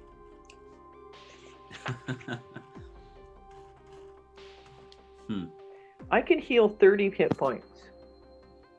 So I will help Layden as much as that will up to all 30. Okay. If necessary. So you could probably, so she would need, let's see, 10. Not quite 30. If you would probably still have, how much can you split it? Is it like you have a certain bank of 5 per level? Okay, so you can give a certain amount per. Mm-hmm. So she would have to use probably about 25 of that if you wanted to get her back up to full. Okay. So you'd have 5 left, and so you do this, and she's like, "Thank you." And she kind of cracks her neck and like, "All right, that's fine then." And she looks at Kratos and she says, "You don't look great either." It's fine. It's just It's a flesh wound. And you can see that he has like a big chunk, like a huge slash in his arm and everything. And it just looks like a lot more than a flesh wound. He's not as close to death as she is, but she definitely took it on the chin. He took it on the chin. Well, I'll put those other 5 points onto him. Okay, and so you do that, and he kind of nods at you brusquely, you know. And so you do that, okay. So that looks definitely better. He's not all the way back, but better. And I think Aramis was 28 out of 28 still, I think, and Kaz was... Oh, yeah. Kaz was 49 out of 49. Petra, you had Yeah. got hit for 9, I think. You were like 40 out of 49, I think I I had you believe at. so. Yeah. So, and Sleepwell, I think, was full up at 46 out of 46, I believe. Yeah. Okay. All right. So you can do that. You do that. Well, what do we think? Just gonna wait and see. Let's wait until this is until maybe 5 minutes before Okay. the pocket is going to end, and then see. So if you wait till then what I would say is that when you get to about you see it mostly just kind of smoldering. You know, there's a few little like it just looks like mostly ash that you're looking at down below you, with about 10 minutes to go. So it looks pretty settled down by then, and obviously there are no people or creatures or anything moving. I'll give it a shot. Okay, so when you sort of now, can you do that? I zip out of the pocket. I guess you can. So when you zip out of the pocket, and you sort of find yourself in the ground, what you notice is that the citadel has been essentially, as you might have expected, obliterated. Not just the area where you were. You're basically just standing on a pile of ash. Like they wiped whatever this thing was. It wiped out pretty much the entire area, and you can feel the sort of tingling of almost like waves of heat that are still kind of emanating from this area. And as you're feeling it, it doesn't actually feel like nuclear radiation to you, Kaz, but it feels like sort of what might be the result of what was left over from a conventional bomb, again, like I use the Dresden example, a firebomb. But there's also something else weird about it, a kind of sort of tingling on your skin, almost as if there's some other kind of substance that went into making this up. It's kind of hard to get a read on it. Either way, it's still, the heavy smell of sulfur. It would not be easy to breathe, for like because the ash kind of blows around every so often and kind of swirls, and the whole thing is, this is not a good place to hang out. It doesn't seem like immediately destructive, but it seems like some immensely powerful explosive hit here. So this is what Jolene calls backup. All right. I mean, seriously, holy moly! Backup, all the backup. Yeah.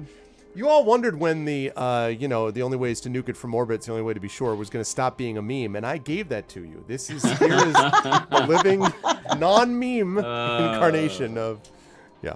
But no, it doesn't feel like a nuke, but it definitely feels like she hit she swatted a fly with a anvil, basically. If it was Jolene. Do I see a somewhat safe path of exit? Well, you can, wade through the ash. I mean, there are definitely there essentially there's a little bit of stone here and there, and a little bit of you can see some plasticine, some metal here and there, but like scraps, but it's basically been leveled. So, kind of wherever you can just go through the ash, probably. It does look like the sort of good news, such as it is that beyond the Roach Citadel, the destroyed Roach Citadel, you can still see kind of swirling, so it's hard to see, but swirling through the ash and smoke, you can see the kind of the gully, beyond it. And it isn't like they just blew up all of Sector 77. It looks like this is reasonably localized to the Roach Citadel itself. Reasonably. Would it be safe to would I be able to hazard a guess as to the fact that we had dragged Bastion and Saren 5 over here and left them in the entry hall to the Citadel? I look over in that direction and that seems to be the same. Yep. Okay. Unless you want to go digging through some ash. Yeah. Last question before I go back up is, do I still hear the sound of the gangs fighting in the distance? No. In fact, there is an eerie kind of, not silence exactly, but just sort of occasionally there's a little bit of a breeze and you hear a little bit of the sort of a sound of like scratching, and you wonder what that is, and then you realize that it's actually ash kind of blowing against your body, like around it.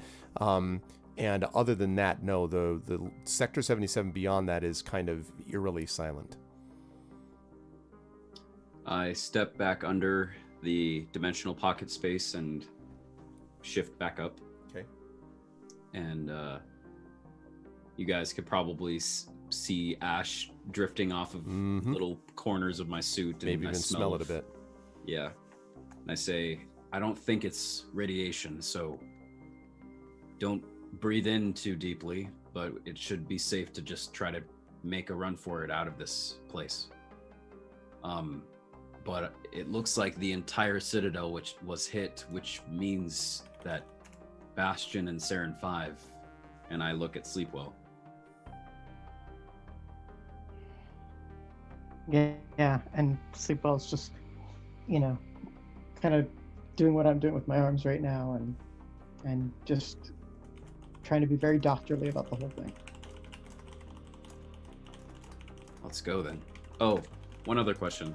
I had given my black hole gun to Kratos. Won't it come? And then I think, if I remember correctly, I think when I shot Layden, he entered a fit of rage and dropped the black hole gun and ran over to punch me. So, did I see the Kratos, black hole gun? I think you're talking about Kratos. Yeah, I'm saying when I gave the black hole gun to Kratos, and then when I shot Layden, Kratos dropped it, and then ran over to fight me, basically. Yep, that's right. So, did I happen to see the black hole gun anywhere in the rubble? Nope. Okay. We'll take a look when we get home. I was gonna say, unless it's under the ash, but nope. All right.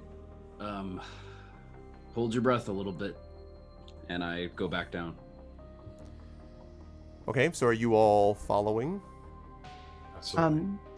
I'm like, I'm not the strongest cat in the world. This woman's still unconscious.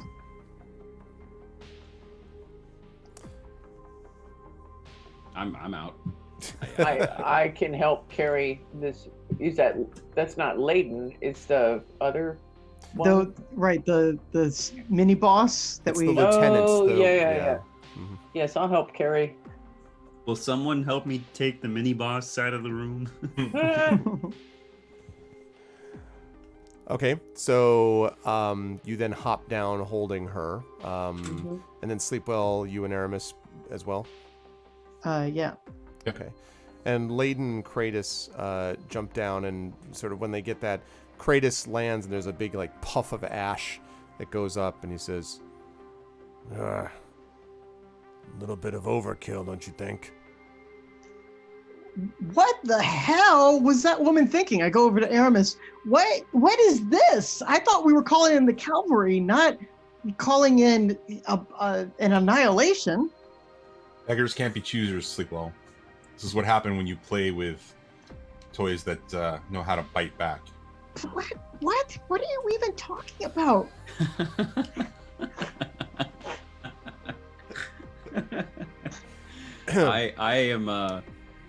I am ignorant of this interaction, and I walk over to the ash pile where I hope to find the black hole gun. Okay. All right. So I'm gonna stomp off and head towards where we left Bastion and Saren 5 and see if I can dig them up. Okay. All right. So you make your way over to those. Yeah, the cavalry was the 4 horsemen. That's of course.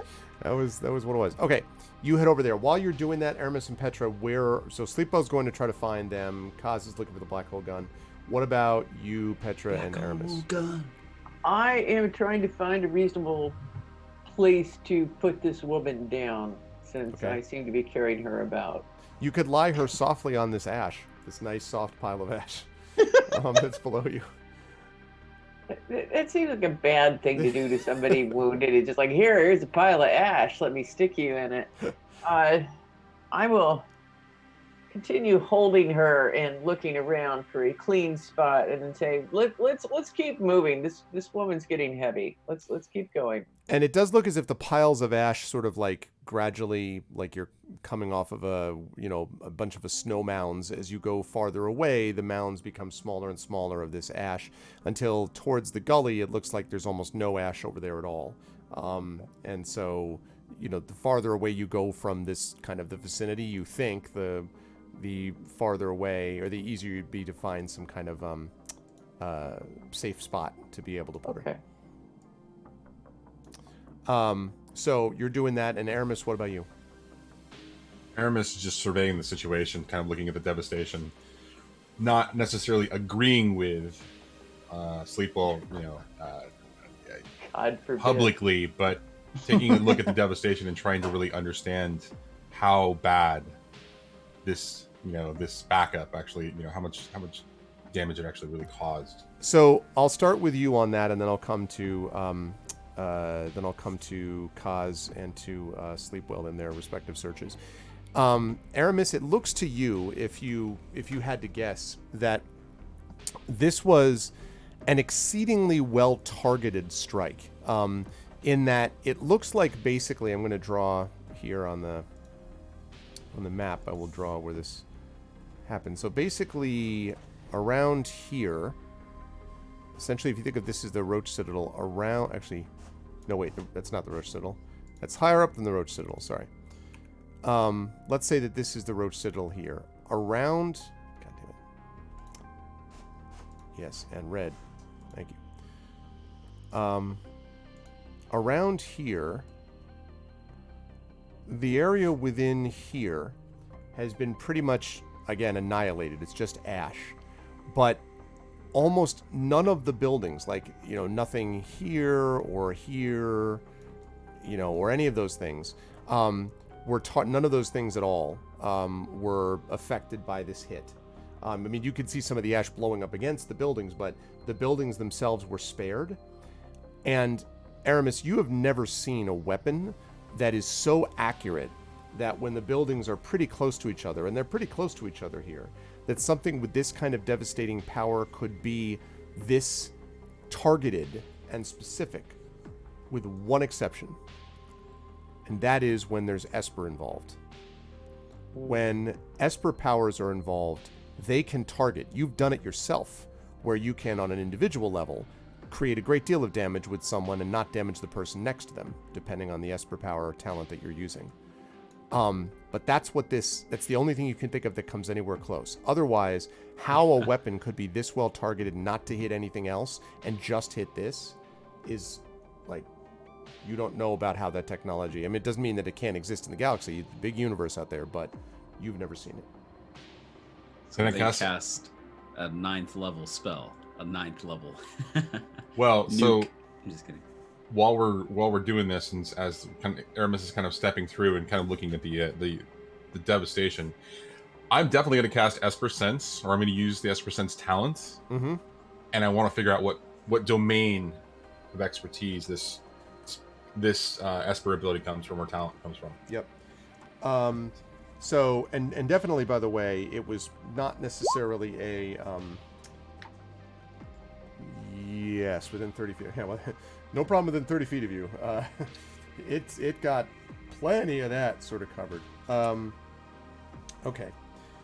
So this particular thing, as you're sensing it, first of all, you were almost overwhelmed with the force of it. There's an incredible amount of Esper power sort of still kind of almost glowing in this. And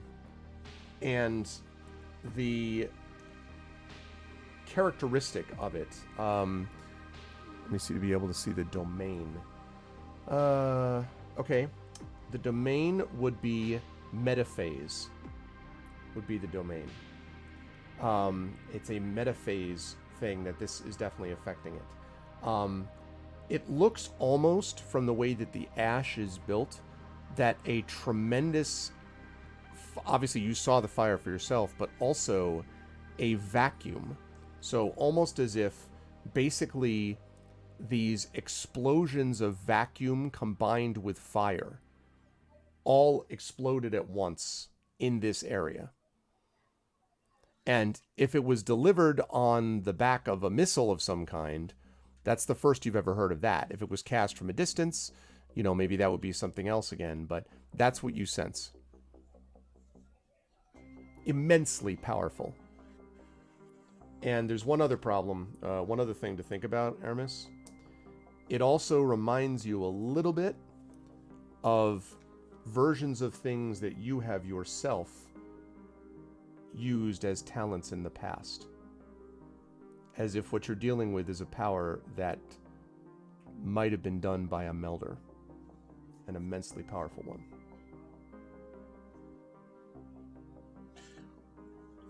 Can I add to it by rolling an investigate or even a perception roll of some kind to kind of get a better sense of what I'm looking at? I mean, Esper Sense gives me, sense the ability to whether Esper powers have been used, or something has, it's infused with Esper. That's an easy one. The domain stuff comes specifically from that ability as well. So there's a general sense of knowledge. Now I want to try to figure out something deeper about this. If there's so for example, I would imagine that Esper abilities and the use of Esper talents and that kind of a thing, there's always residue, like a smell or a taste or something that's unique to any particular individual who uses, who taps in. It's their flavor of sort of tapping into the force, for lack of a better description. Mm-hmm. Right? So I'm wondering if there's anything identifying that I can get from that, whether I can get something about the person who may have created this, or some person who may have used this power and sent it our direction. I'm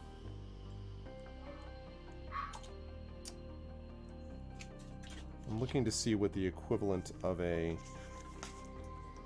a D&D world, what I would want from you here is an Arcana check. And what I'm trying to figure out is what the equivalent might be. Lore, or possibly even astrophysics.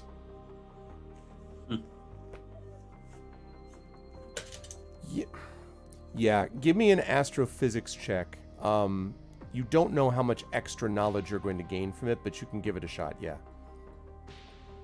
Give me astrophysics. All right. Well, luckily for me, I'm all about those. And I failed. Oh. That's my That's a 2, folks, with a +6. So I was kind of hoping for that other number, the 16 over there, or the 18 over there. You're like, so yeah. It's okay, this is something you can pick up fairly easily. So, as I said, immensely powerful, unusual. If it was delivered through remotely or through a missile, that's the first time you've ever heard of that. The other thing you would say is that there still seems to be a faint, how do I put this? A resonance with your own ability. When you did, for example, Esper Sense, you feel a slight kind of tug. It's non-specific. It's not like go here and find this. But there is something almost sort of pulls at the edges of your skin slightly, as if you're responding to the immense sort of power that's seen here. What I would say about it is, you feel like you've used Esper powers in this kind of world before, just nowhere near this level of power. But if you had to guess, this was a melding talent. Some melder did this somehow, whether they shot it from a distance or put it on a missile or whatever. But this is a melder power. this is something you think you, if you were immensely powerful, could have done at some point. All right, I have a final question, Sure. and then I'll relinquish the scene. Do I at least get a sense of sort of like, I may not recognize the smell, I may not know what it is, but if I was to smell it again, do I think I'll be able to kind of like recognize, oh yeah, that was this at this particular point kind Yes. of situation? Yes. Okay. Yes. All right, cool. Yes. Petra, as you are walking a little bit out of the ash to find some kind of different place or safer place to place this woman that you're carrying, I'd like you to make a perception check for me, please.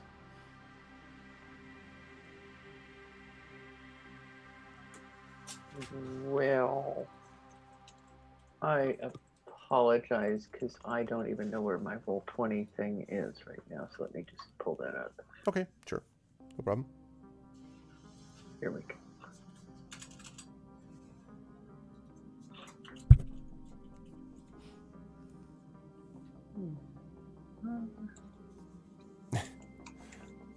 Amanda given all the support. 18. You see, as you're walking, down, like, away from the citadel and sort of as the piles of ash get lower around you as you go, you see a kind of glint of metal, the metal edge of something which is sticking out of one of the piles of ash. Well, being curious by nature, I will go poke to see what it is. So as you get there, you can see that it seems somewhat sort of large. Do you want to just put the body down for a minute so you can grab it? You can do that safely if you want. Like Yes, on some of this nice, soft, clean ash. Yeah, very clean, totally not irradiated. Clean by fire. Yeah, exactly. It's perfectly. It's good for the skin, right? Pumice, just like it's really great. So bad. So you so you sort of tug at this thing, and it does come loose. If you want, you would need to make a strength check to pull it free. This thing's kind of big. Okay. Or athletics, I'll take 2.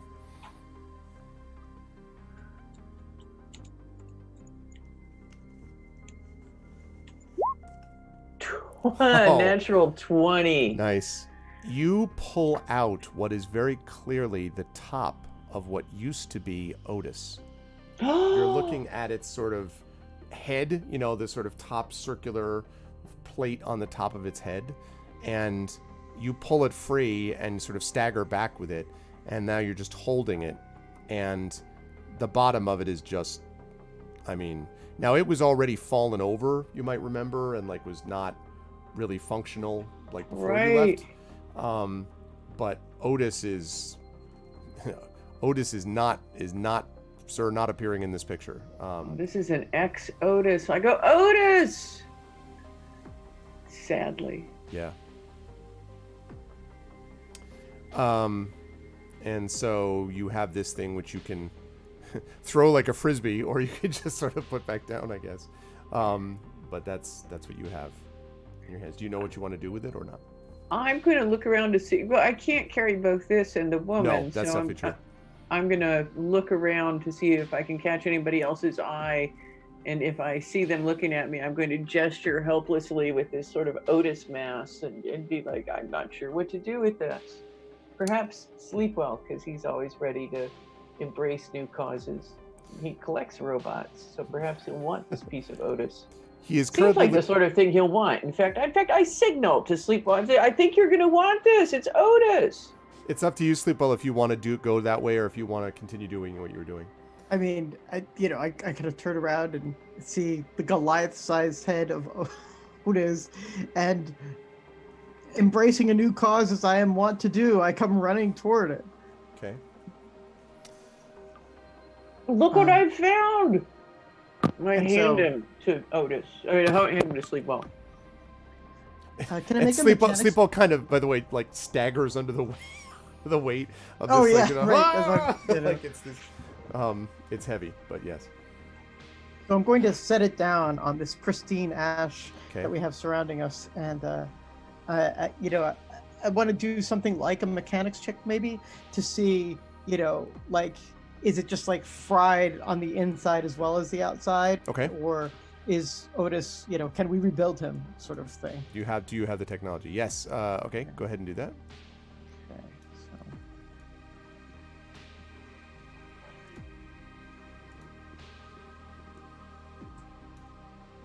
23. So you think, Sleepwell, that in a strange twist of fate, the body obviously is completely obliterated. There's nothing left of it.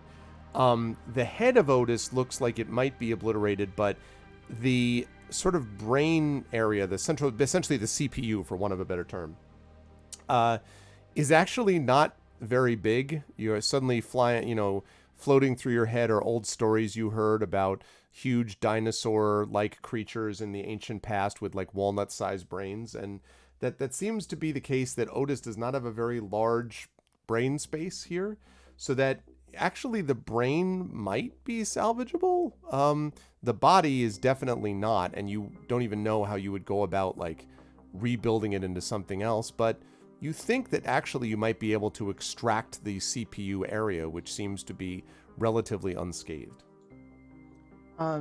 I would like to attempt to do exactly that. Okay. It's going to be difficult to do this safely without equipment.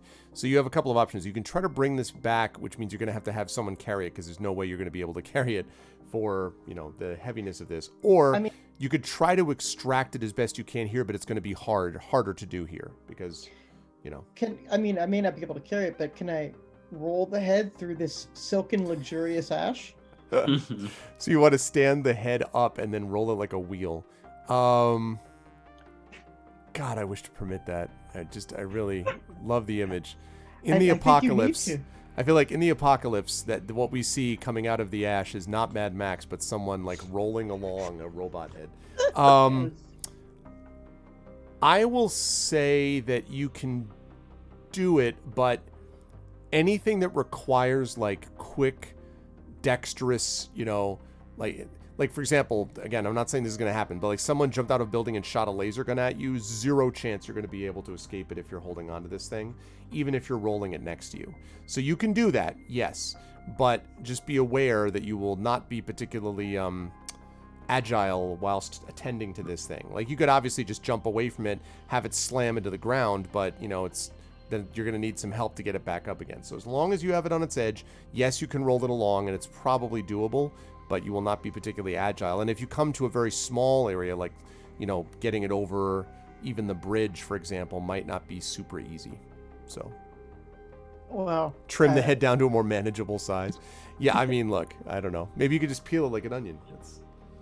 I'm gonna roll the head towards where I last saw Bastion, without a word to anyone else. Okay. All right, so you do this, and Sleepwell rolls his hoop away, so to speak, as Ardenell says, like a twisted Norman Rockwell. And as he heads towards where Bastion was, I'm going to jump back to Kaz for a second. So Kaz, you are searching for the black hole gun. Won't you come and wash away the ash?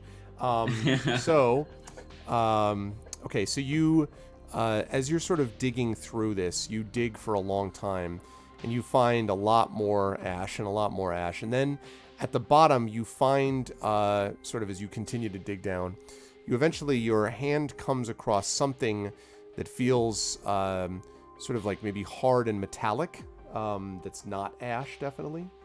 Sleepwell has been... Now, why did that not work just then? You should have an inspiration, right, Lone Wolf? I think so. Hold on a second, Kaz. Give me 1 sec. Okay. Had you used it already, Lone Wolf? You may not have. If you didn't use it already this month, then... Because you only would have gotten the one. But that's fine, like 1 per month based on support. If you don't think so? Okay. Well, then maybe it's possible I missed that. I don't know why I would have missed that. Are you supporting... Can you remind me, are you supporting the Patreon, or are you supporting just the channel at level 2? At tier 2? Or not? At tier 2, okay. Well, then you have 1 left, and maybe I missed it, so my bad. Okay, so then it's fine. Now you've used it. So Sleepwell is now inspired. Officially inspired by Lone Wolf. Thank you, Lone Wolf, also. Okay, so Kaz. So there is this like metallic something or other at the bottom of this ash that your hand finds as you're seeking. I gingerly grab it and try to lift it out of the ash. Okay. Yeah, you're able to do that without too much difficulty. And you find that you were looking at least the bottom, the sort of handle of what might have once been a black hole gun. The top of it, though, is twisted and melted on itself. Like just, basically, it's like you're looking at the 1/4 of a gun, and then the 3/4 forward are just kind of flattened into one, like almost like you're carrying a tray or something. And yeah. Can I recover the one remaining round that I thought was in the gun still? I'm sorry, say that once again, Kaz. I didn't say it again. Can I try to recover the one remaining charge that would have been in the gun? No, and in fact, you wonder whether or not that might have also contributed to the explosive damage here. It's possible that your black hole gun decided to give one more black hole for the road, because it certainly seems like there's no. I mean, yeah, there's nothing. It's all fused and melted, and yeah, this is not functional.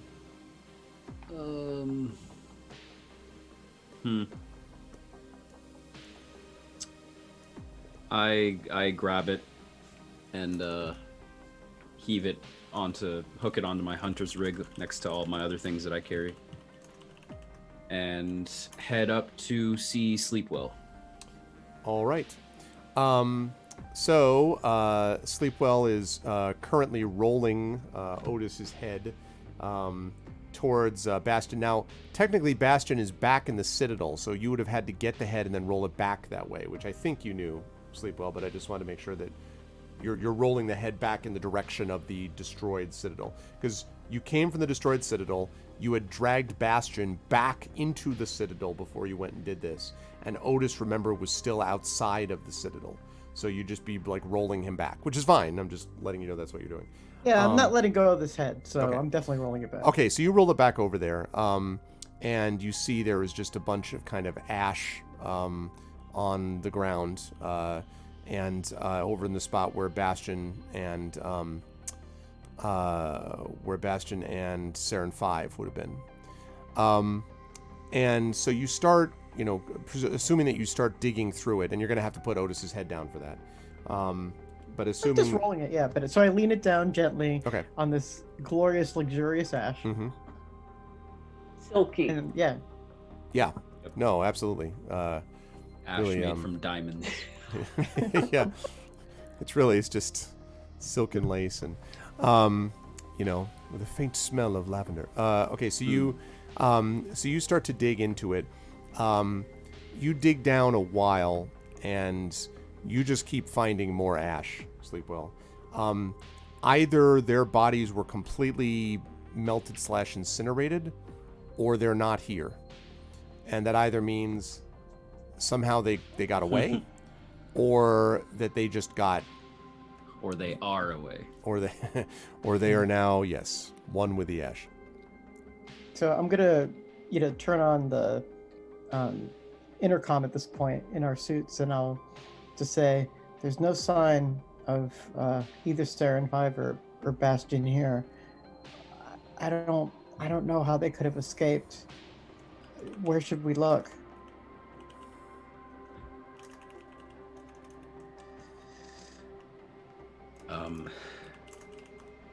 Sleep well, and at this point I'm walking up behind him.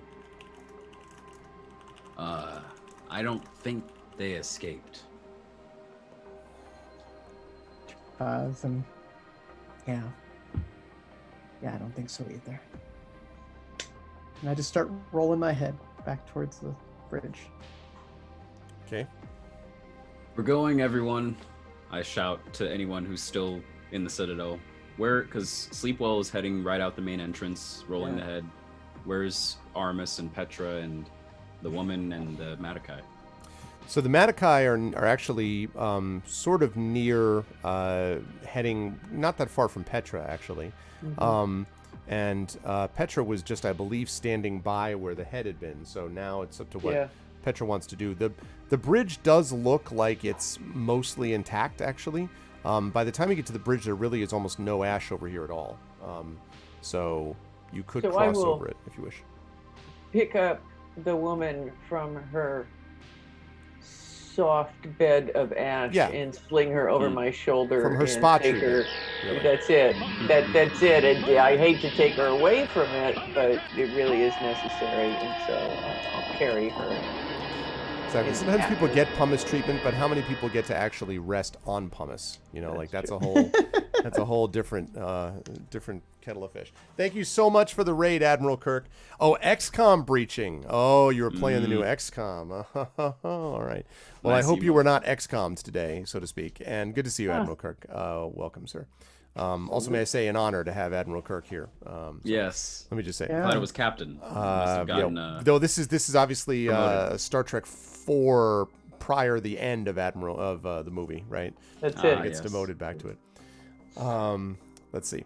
So you're able to sort of bring that back over, and the bridge is still up, and you can kind of cross over if you wish.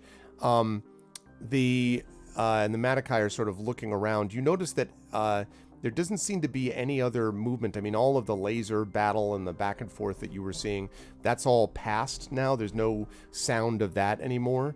And there's just sort of this eerie quiet, except for the sound of your own feet kind of crunching through the ash, so to speak, or I guess crunching would be the best term for it. But then, as I say, as you get to the bridge, the ash is pretty much gone, so you're carrying the woman. You can, looks like, cross over the bridge with no difficulty. There's no one stopping you from it. Just take a peek over at the hut that Bastion used to occupy. Mm-hmm. Mostly blown up, but that didn't come from this, remember. That came from before when you got him out of the hut, and then there was that explosion inside the hut, remember? So I'm just calling, Bastion, Saren, just calling out to see. Not expecting much, but calling out to them. Okay. Yeah, silence.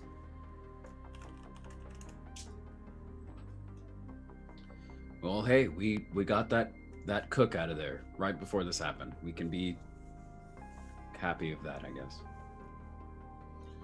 As we're moving past Bastion's hut, Esper Sense still flared up. Am I getting anything else? Like, is there any sort of residue that I'm noticing from the battle that was happening previously? No, not from the battle. Anything else going on around the hut?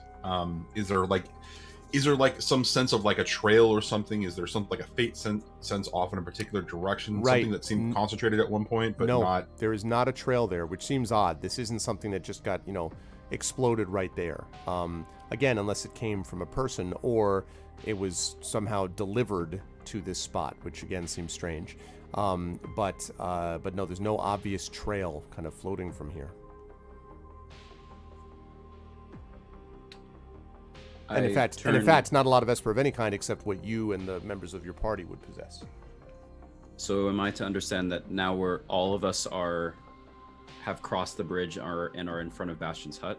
I believe that's right. Basically, like right on the other side of it. Okay. I look at Petra and I say, Petra, where's Tezora? I lost track of her some time ago. I presume she's off creating some sort of mischief or betraying us or screwing someone. I don't know what. She's here somewhere. She'll turn up when we least need her.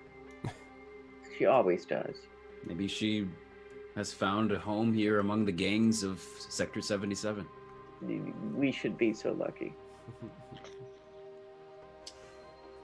Well, I'll look around for Tezora. Do I see her showing up? You do not. And it's true that you have not seen her since before you went into the dimensional pocket. Yeah, before we even... Well, was she with us in the Citadel? I thought we lost her even before entering the Citadel itself. That's right. Yeah. That's right. Okay. Mm-hmm. All right. That is correct. But just one quick note. But I had mentioned, and I'm sure Petra remembers this, that that Petra had noticed Tazora seeming increasingly uncomfortable as you sort of proceeded closer to this Roach Citadel thing. Yeah. And so, yeah. For whatever that means. So, do we just try to make it out of here? What are we doing with this woman? Do we leave her with what remains of the roaches? Besides you, she's the only one who knows anything about. That's true. Yeah. I think we should maybe not take her out into space, but maybe get her back to our ship and question her. Yeah. And then just leave her. Assuming that goes well. What could go wrong? She's clean and covered with ash. Beautiful, luxurious ash. All right. So you're making your way out, if I understand I think correctly? so. Yeah. I think so. Okay.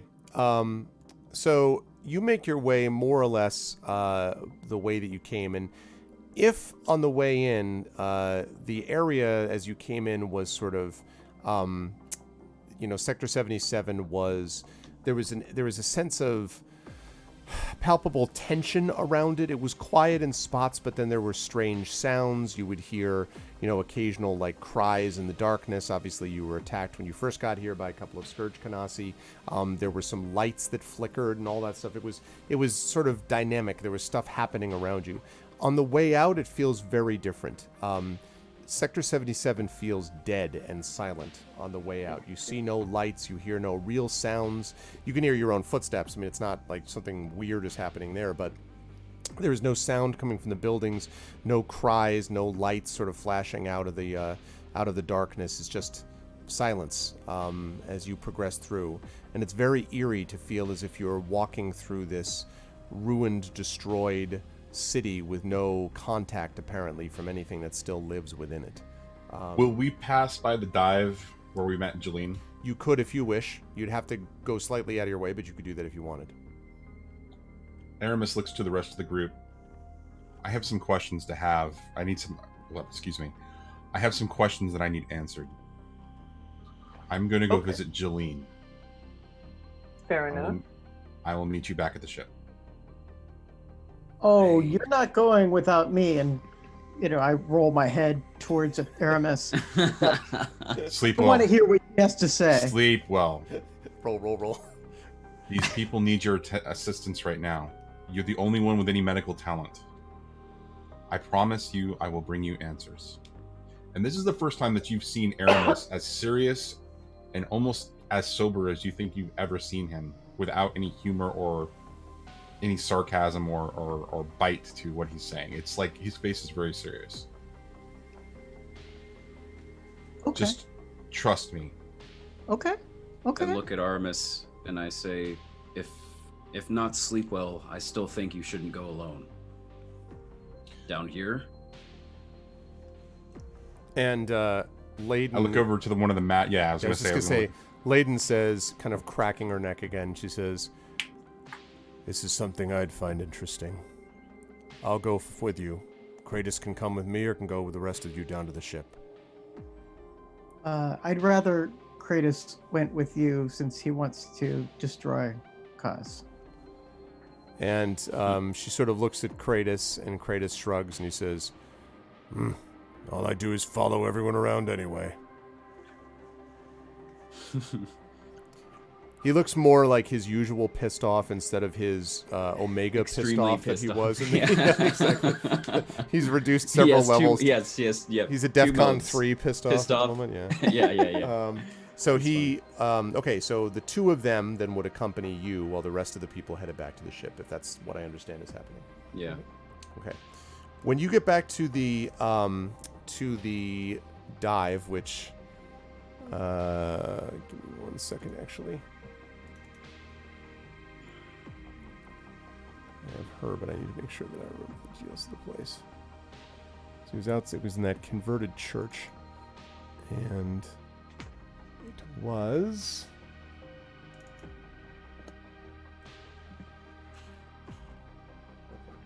This was... Bear with me 1 second, sorry.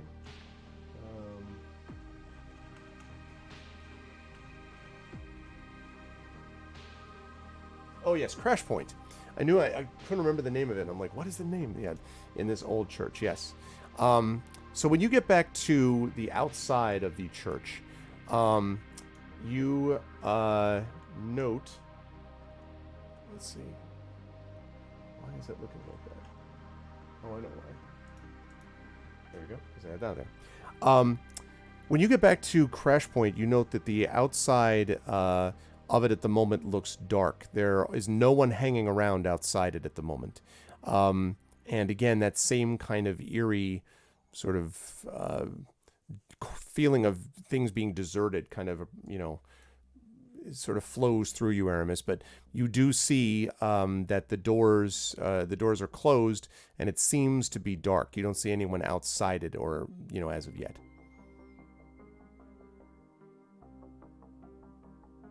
Aramis would look to Kratos and dead serious. Make sure nobody comes out the back, please. This is a story I want to hear. And Kratos nods and he says, "Oh, no one will come out the back. If they do, you'll see him come right back towards you, towards the front." And he kind of grins for the first time in a while and heads around to the back of Crash Point. And laden with you says, "Well, do we knock?" I think we're well past the niceties of decorum and manners, don't you? And she nods. "All right, then." And she marches towards the door, sort of looking at you as if she expects you're going to go along with her. Aramis leads the way. Okay. Pulling out his staff, but not extending it, and not transforming it into its nunchuck form. He just holds it at his side, sort of, in a sleeve kind of a thing, just ready for whatever happens next. Opens the door and just moves as quickly as possible inside. When you move inside, what you see at the inside of the Crash Point is disturbing, might be the way to put it. It looks as if some kind of hurricane has hit the inside of this place. The tables and the sort of bar and everything that you saw before, which was kind of, like it is a converted church, as I said, so sort of rough and ready and like little seats and tables here and there. But all of that seems to have been torn up, and a lot of these things are thrown around. The tables are smashed. This does not look like it was blown up, but it looks like basically there was a huge combination of firefight and who knows what else inside it. But Aramis, you had asked to know whether or not you could get a little bit of this scent, you said, or this sort of feeling of this thing, and you do get that feeling a little bit here. There is this sort of, again, smell isn't the right term, but there's a kind of aura, I guess you might say, around the place. See you, Von Ether. Thank you so much for stopping by, man. Sleep well. So, not that sleep well. You sleep well. So, there's this aura that kind of lingers in the place. And as you're sort of looking around, you can see that much stuff seems to have been kind of destroyed. The bottles behind the bar sort of smashed. And as you look over, you also catch something else, which is sort of glinting, and it seems to be the little bit of reflected light from the sort of dim light filtering in from the outside is reflecting off what looks like a gun barrel. And you hear this kind of raspy, "Whoever you are, get out of here. I'll blow you to next freaking hell." Not until I've got my answers. "I'll give you your..." And then you see something pull itself into the light. And something might be a good way to put it. It might have used to have been something like Jeline, but it seems to have been half melted. Her body just looks devastated, and she kind of pulls her one good hand sort of up on the bar.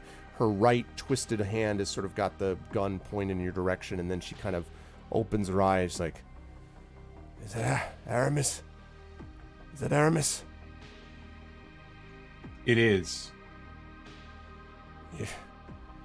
What are you What are you doing?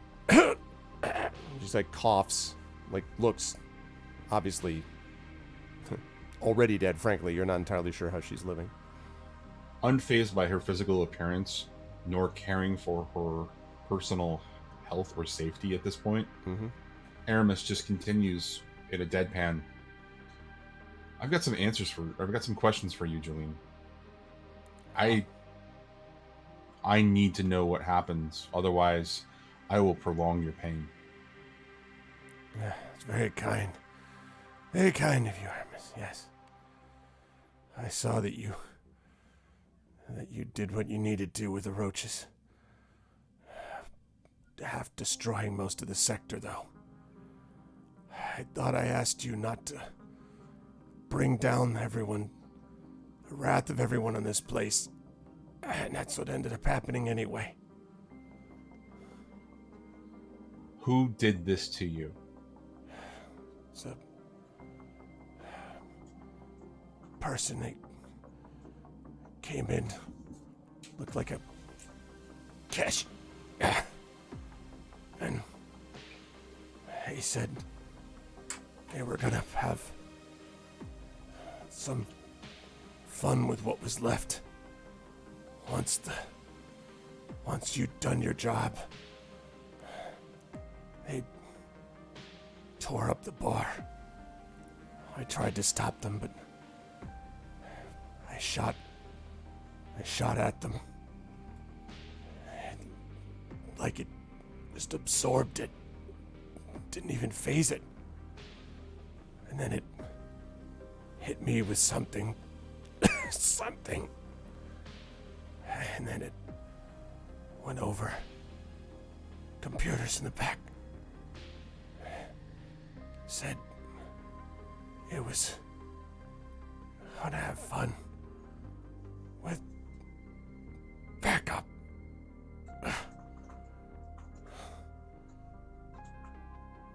Sort of the effort of answering you seems to have largely exhausted her. She's still around, I mean, still awake, but...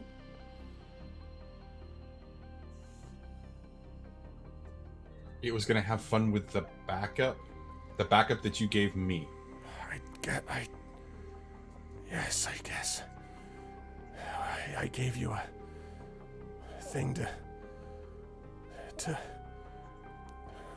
shut down the computer systems, suppress them. EMP pulse. But she did, or it, or he did something. Said she was gonna give it more oomph. She waved her hand. There was energy. She did some thrilling computer energy combination. I don't understand it. And then there was this sound, like this whistling, and my face was on fire. That's what it felt like. When I was able to open my eye, what was left of it, I just saw her standing above me. It said,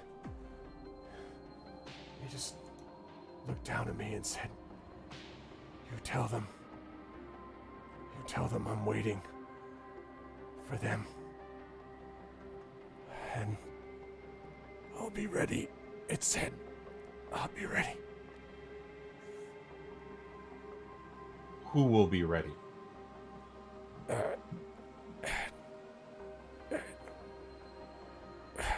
And she kind of reaches her hand, like gesturing, like, you know, come closer type of thing, because she can't speak very well, apparently.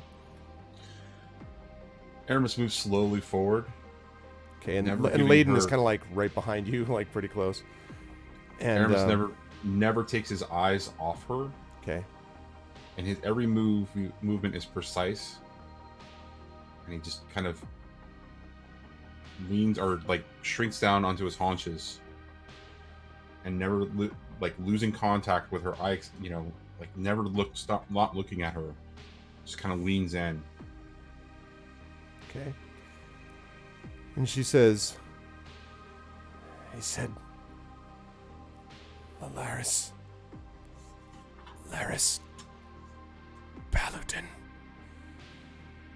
Zephyrcorp, and Winter said, tell my brother Winter I'm waiting for them.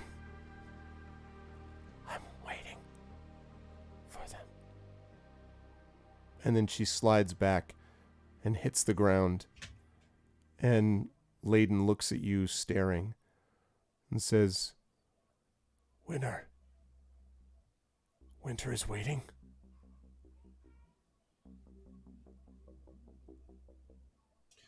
Never taking his eyes off of Jeline. He reaches forward, closes her one eye if it's still open, tries to take her body in such a way and kind of move it into a position of rest, and allows like her body to settle, and kind of tries to put it in a way, never saying a word to the Matakai. Stands up after he's done this, whispers something silently, something that sounds like Latin, turns to her and says, Kaz is telling the truth. And that is where we're going to bring the session to a close. Oh my God, what a great session. Oh my God. So good. Very nice. So good. Oh man. Wonderful, wonderful work from everybody. Oh, this is man. top level stuff, people in chat. Like seriously, no joke. Really, really well done.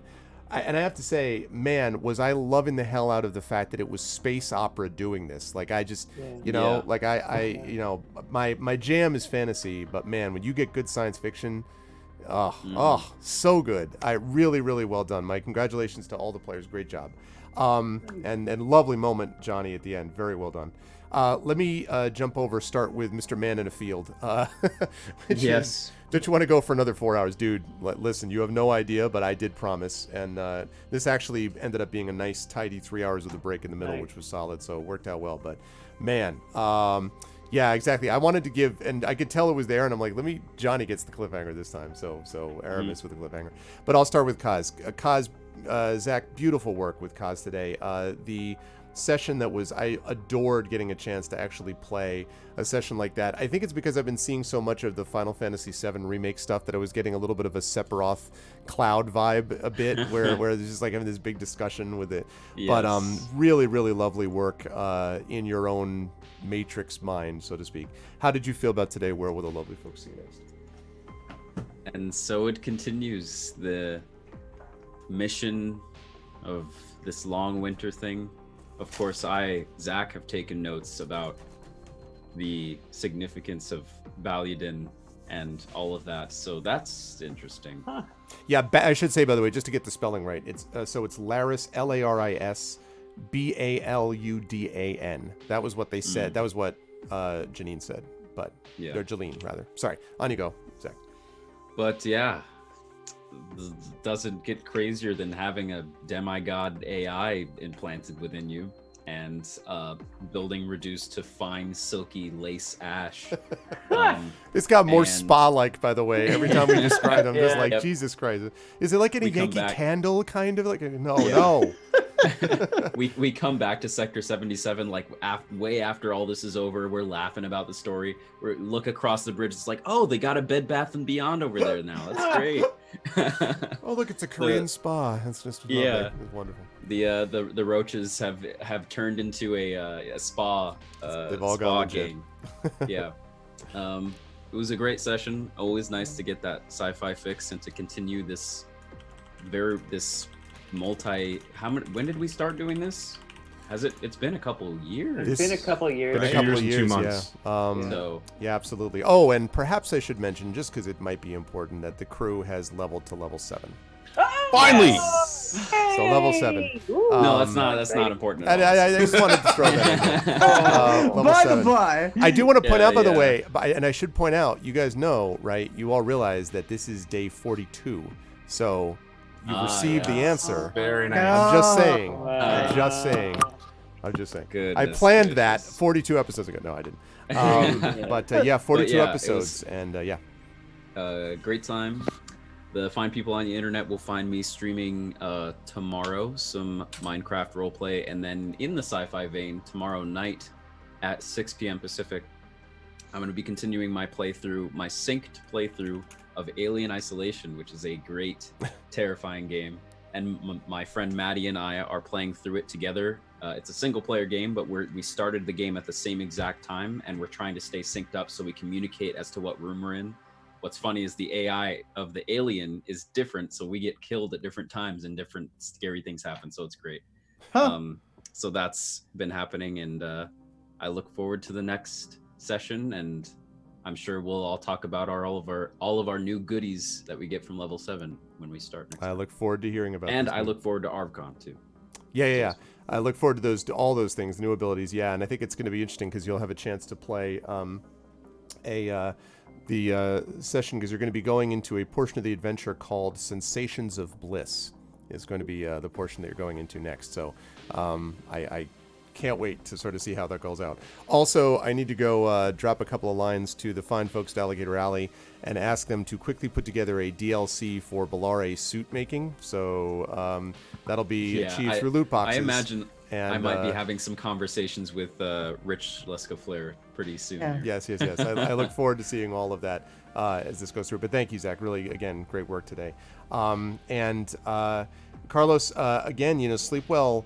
I actually really enjoyed my favorite moment for you. I mean, my favorite moment for Kaz was basically the first 45 minutes where I was just kind of like, this is all amazing. But my favorite moment for you, honestly, was I love the thing about the rolling of the head. I loved your reaction to some of them, but I particularly loved your interaction with Aramis, which I thought was nicely done by both you and Johnny, because the moment where Aramis is like, no sarcasm, just like straight, here we go. I love the fact that Sleepwell's reaction to that, because he's appealing like you're the only one with medical talent. I love the fact that almost overrode your sort of like, I want to see what's going on, and I want to, I'm angry. And I thought that was a really nice moment, because it's a reflection that you see little bits of these, like what Sleepwell will become as an adult if all goes well, you know what I mean? And there's like little aspects of those. So I really enjoyed that. How did you feel about today? Where will the fun folks see you next? Yeah, so and that was a really nice moment, and like a couple things. Like anytime I get to roll a giant head through an through a urban pile of wasteland, ash. yeah, it's like it's a good session. But I mean, that said, like I really enjoyed just more like watching Kaz go at it at the end, listening to Aramis, and just sort of having. I mean, basically, I felt like a lot of this was just getting to have a front row seat to some really good dialogue, and so it was a very satisfying session in that way too. And I really liked talking to Kaz about his suit and possibly creating a lot more work for the fine folks at Alligator Alley. So Exactly. No, it's fine to me. And I actually was immediately thinking about how, it's so many. It's great. I love it.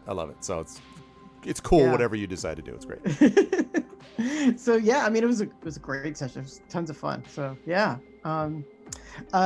Folks, I don't know if we'll play before this, but if we don't, May 5th, I'm going to be on Instagram Live playing trivia with Rick Riordan. Awesome.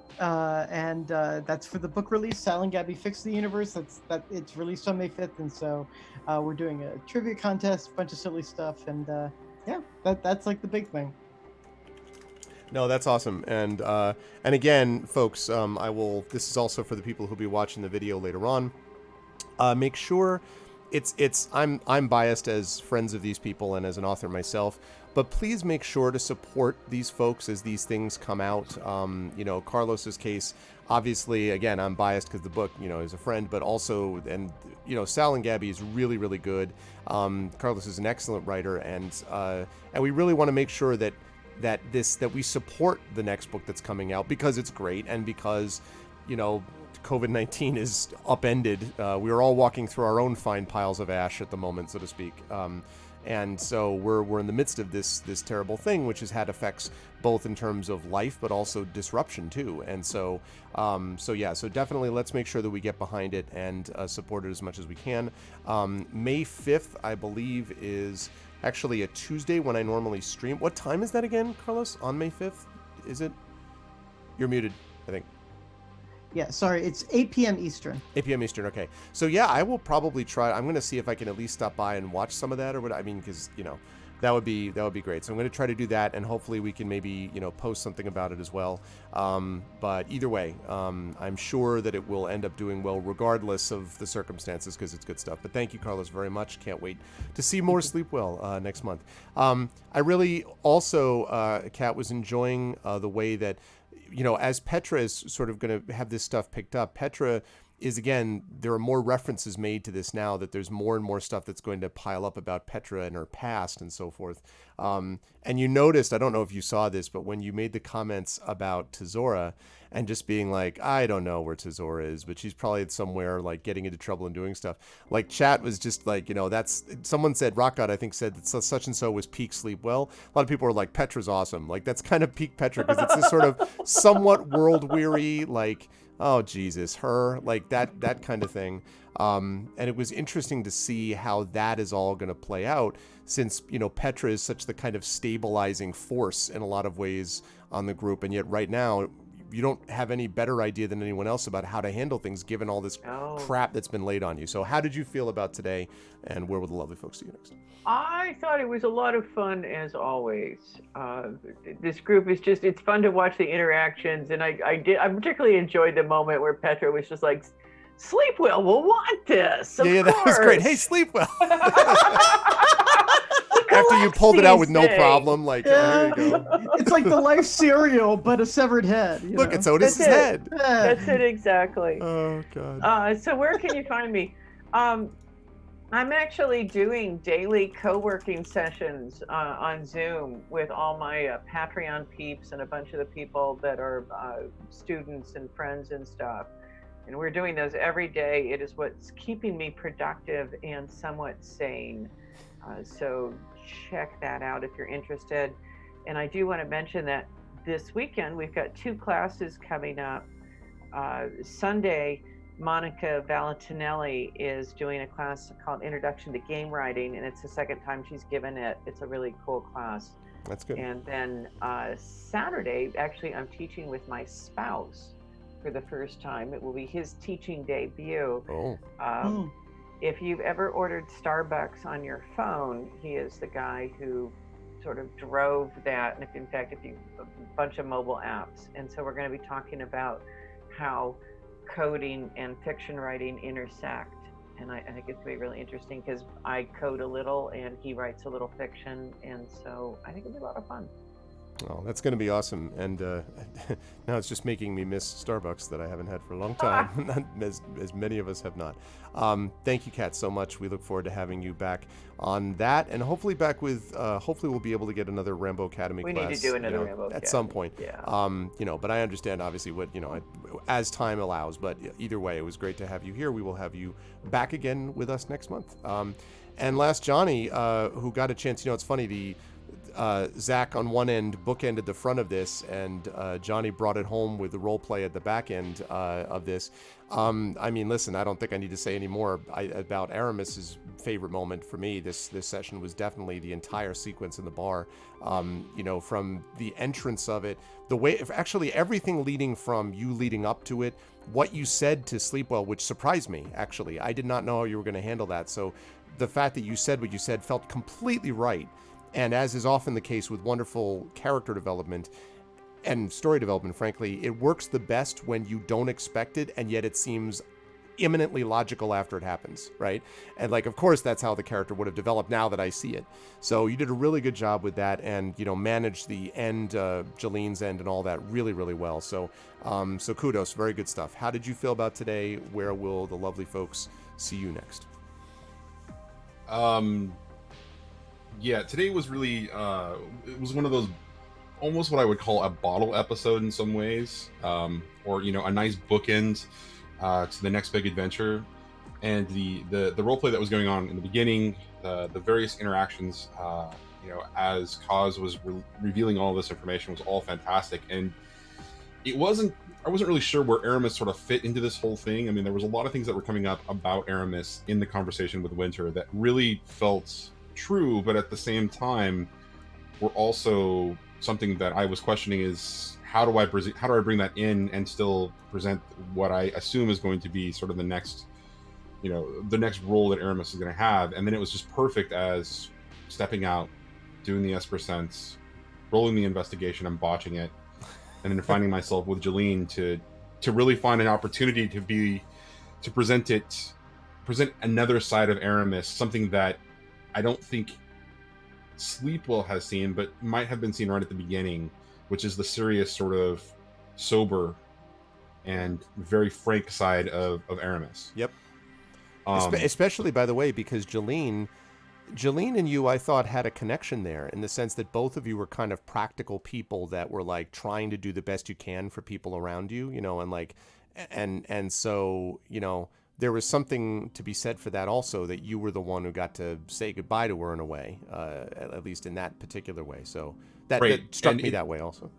Well, and one of the great things about the way Carlos is playing Sleepwell, I mean, each of us have an interesting dynamic in a relationship, and I think that the dynamic between Carlos and myself in the sort of the contrasting situations that Sleepwell and Aramis find themselves in, Aramis is definitely the pragmatic. He's the cynic. He's he's just the guy who just looks at the situation as is, but often through a lens of sarcasm or frustration, where Sleepwell has this incredibly sort of hopeful, sort of idealistic nature that I think is a perfect contrast. And so to have Aramis pull back from that and have Sleepwell respond in kind, and it just worked perfectly. It was just like, all right, this is how we see Sleepwell, grow a little in his appreciation for Aramis, and this is how Aramis is going to grow in his appreciation for what Sleepwell is and how to interact with him. So 100%. Well, because, and you know why? Because Aramis is not a merc. See, this is the thing too, is that really, I've always thought that part of the reason that Sleepwell and Aramis get on each other's nerves so much is that there's a part of a part of Aramis that Sleepwell reminds him of, right? I mean, there's got to be a part of him that's like, like you get frustrated with him because you call him kid, but like, I agree. I'm not saying that you're hopeful in the way he is, but I do think there's a core of that you just showed that is sort of like responds to Sleepwell's, like, it's not just I'm pragmatic, so I'll do whatever I need to survive. Like, it's not that easy, the way you're playing him. It's not that easy. Well, so it's interesting. One of the elements of this that I've always tried to do with Aramis is the whole, like, Han Solo sort of scoundrel sort of edge, except there's like there's also like an edge of like, Obi-Wan, in a sort of like a jaded sort of way. But one of the things that that you're talking about there that really resonates is the fact that Aramis remembers the war. Yeah. Aramis was created during the war and was idealistic because of the way that they created us. Yeah. Being reborn. So there's definitely all of that sort of mentality that's going on. And the most perfect representation of that is this scene now that we just had, where Aramis just presents, the more sort of like direct, realistic, sort of, raw, vulnerable self. Yep, it was great. Even if it's angry. So yeah. Yep. So anyways, fine folks can find me next week over on Anime Gaming, doing our City of Mist story called Paradise City, which is a fun little noir thing. And then on Thursday next week, we'll be doing our next episode of the Tales from the Loop game that we're doing, West Marches style. We had our first episode last night, a couple of technical glitches, but everything was a lot of fun. And we had Chris from the Alligator Alley guys join us last night, and that was great having him at the table. So neat. Yeah. That's super cool. Oh no, so Von, I didn't know that he was, as Von Ether, also joining you as player in that group. He's playing a hick. It's a lot of fun. He's going to be back next week, so it should be a good time. So next Thursday. Awesome.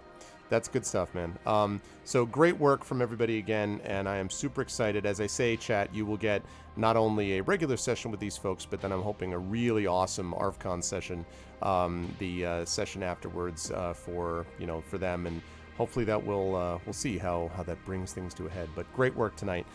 So thank you so much as always to Chat Can We Get Some Love for Johnnie Pittman, Cat Rambo, Carlos Hernandez, and Zach Clay. Great work from all the players. Super happy with all of you. Great job tonight, and I will see you folks next month. And thank you, Greg. Thank you so much. Always my pleasure. Yes, thank you. Always my pleasure. Thank you, thank you. And bye for now. All Bye. Bye, Chad. Bye, everybody. All right. So, woo! That was definitely energizing. That was one of those sessions where sometimes the sessions are difficult, and draining, always in a good way. Very seldom have I had a bad D&D session. Once in a great while, but very seldom. But, sometimes it's energizing, sometimes it's draining. It all sort of depends. But this was really energizing, mostly because I just really appreciated I just appreciate what everybody brought to the table. You really got some good moments out of everybody there that I thought really kind of captured a lot of what makes them who they are.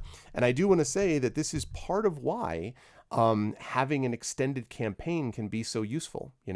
I like one shots. I like, things where you've got sort of limited run deals. But one of the benefit of having the long campaigns that I tend to run on this channel, and having sessions that go for a while, campaigns that go for a while, is that you get a chance for this kind of development. This is the kind of stuff that we got in Infinity and Beyond with Tyranny of Dragons. You got to see this with things that happened with Ryuvi, with TikTok, with Cade, with the whole crew there, with Gesma. This is the kind of thing that we've seen with Adventures of Middle-earth. If you've been watching that campaign, the stuff that we've got going on between Trendane, Terry, Amal, and Will, really great stuff among their characters also. You've seen a lot of this even with D&D with GOG, with Storm King's Thunder, which even though it feels more lighthearted, there are moments where they really understand each other and the chemistry's great with that crew. And then this group, which, this is my one science fiction campaign that I run at the moment, and just such great stuff coming out of it. So it was a lot of fun, sort of philosophically and otherwise, and I really enjoyed that. And I'm glad, Arudna, I was thinking a little bit about when you were talking, I was thinking a little bit about that, about what it would be like. And I guess it's sometimes I guess it can be cliche to kind of play an AI in a particular way, but I was enjoying having the chance to kind of examine what it would mean for an AI and what they would be like.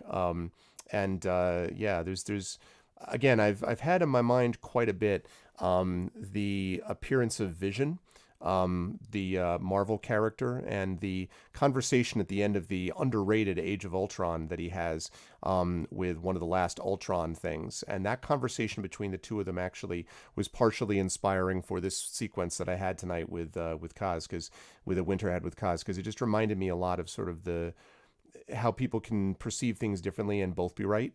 And what it's like when that happens. So anyway, a lot of fun tonight. I really enjoyed it. And if you liked good role playing, there is more where that came from, because you will get more tomorrow, because Saturday night at 7 p.m. We will have more of D&D with Infinity and Beyond. Curse of Strahd will be continuing. And so that also has obviously been very intense and is going to be getting even more intense as time goes on. So that'll be happening tomorrow.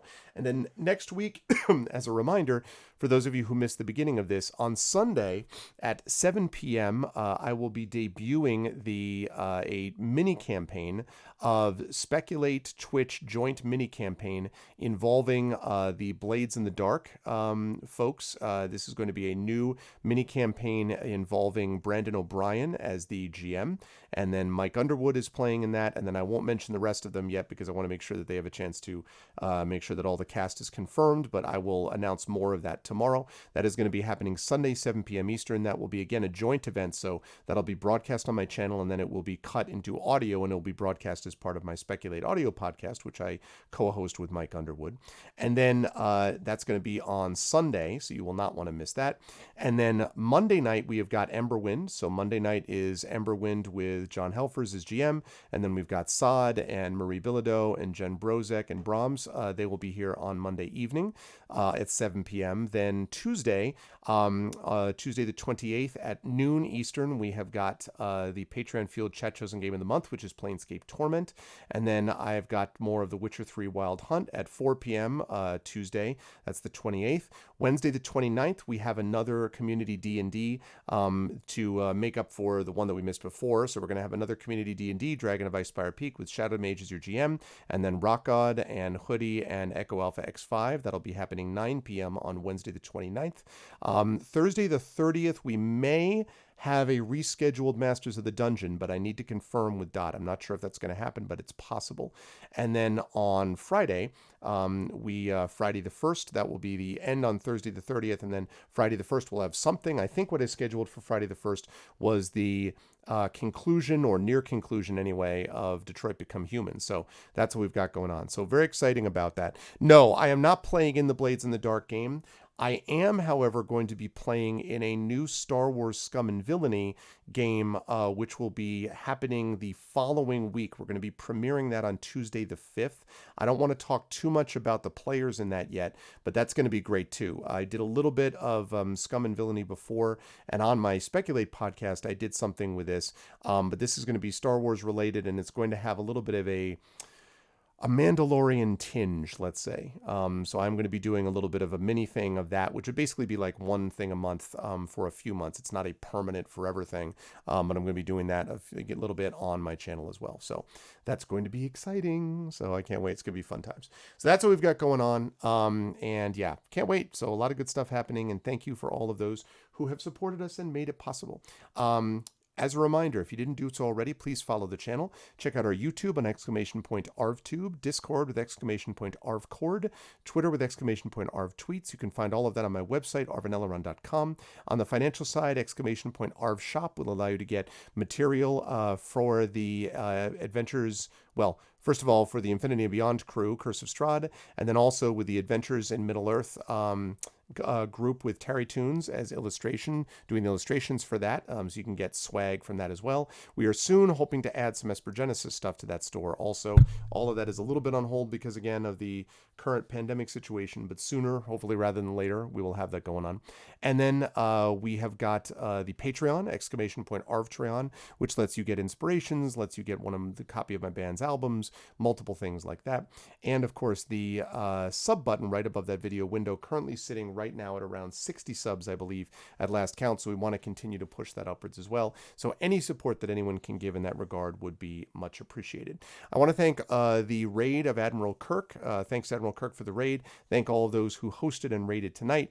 We are going to do a raid tonight, and the raid works like this. If you are not a sub, you don't spell it wrong, for one thing. If you are not a sub, you're going to do this, which is the Arvanauts Have Landed, followed by Twitch raid, lowercase Twitch, uppercase R, lowercase AID. If you are a sub, you're going to do the Arvanauts Have Landed, followed by Get Hyped. Feel free to throw in any of these deals: Arvany Roar, Arvany Woe, Arvany Smug, Arvin E What, Arvin E Love. All of those are possible. You know, throw in one of those awesome new emotes as well if you happen to have access to them. If you were a sub once we do our raid and you are brought over auto-magically.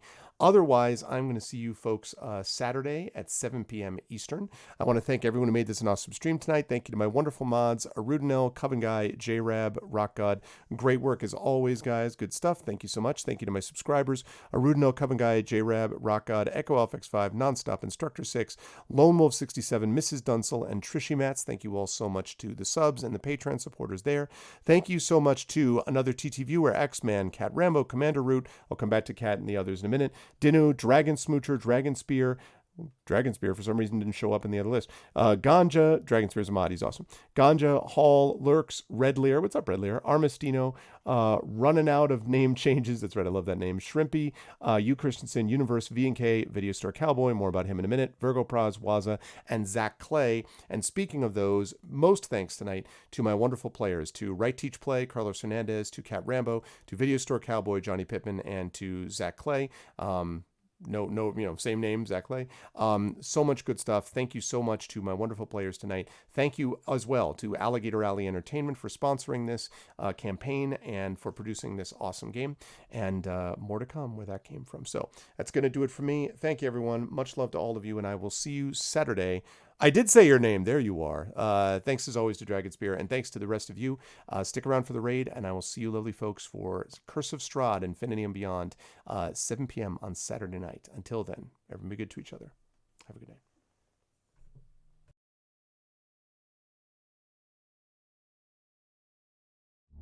When I was a child, I talked like a child. I thought like a child. I reasoned like a child.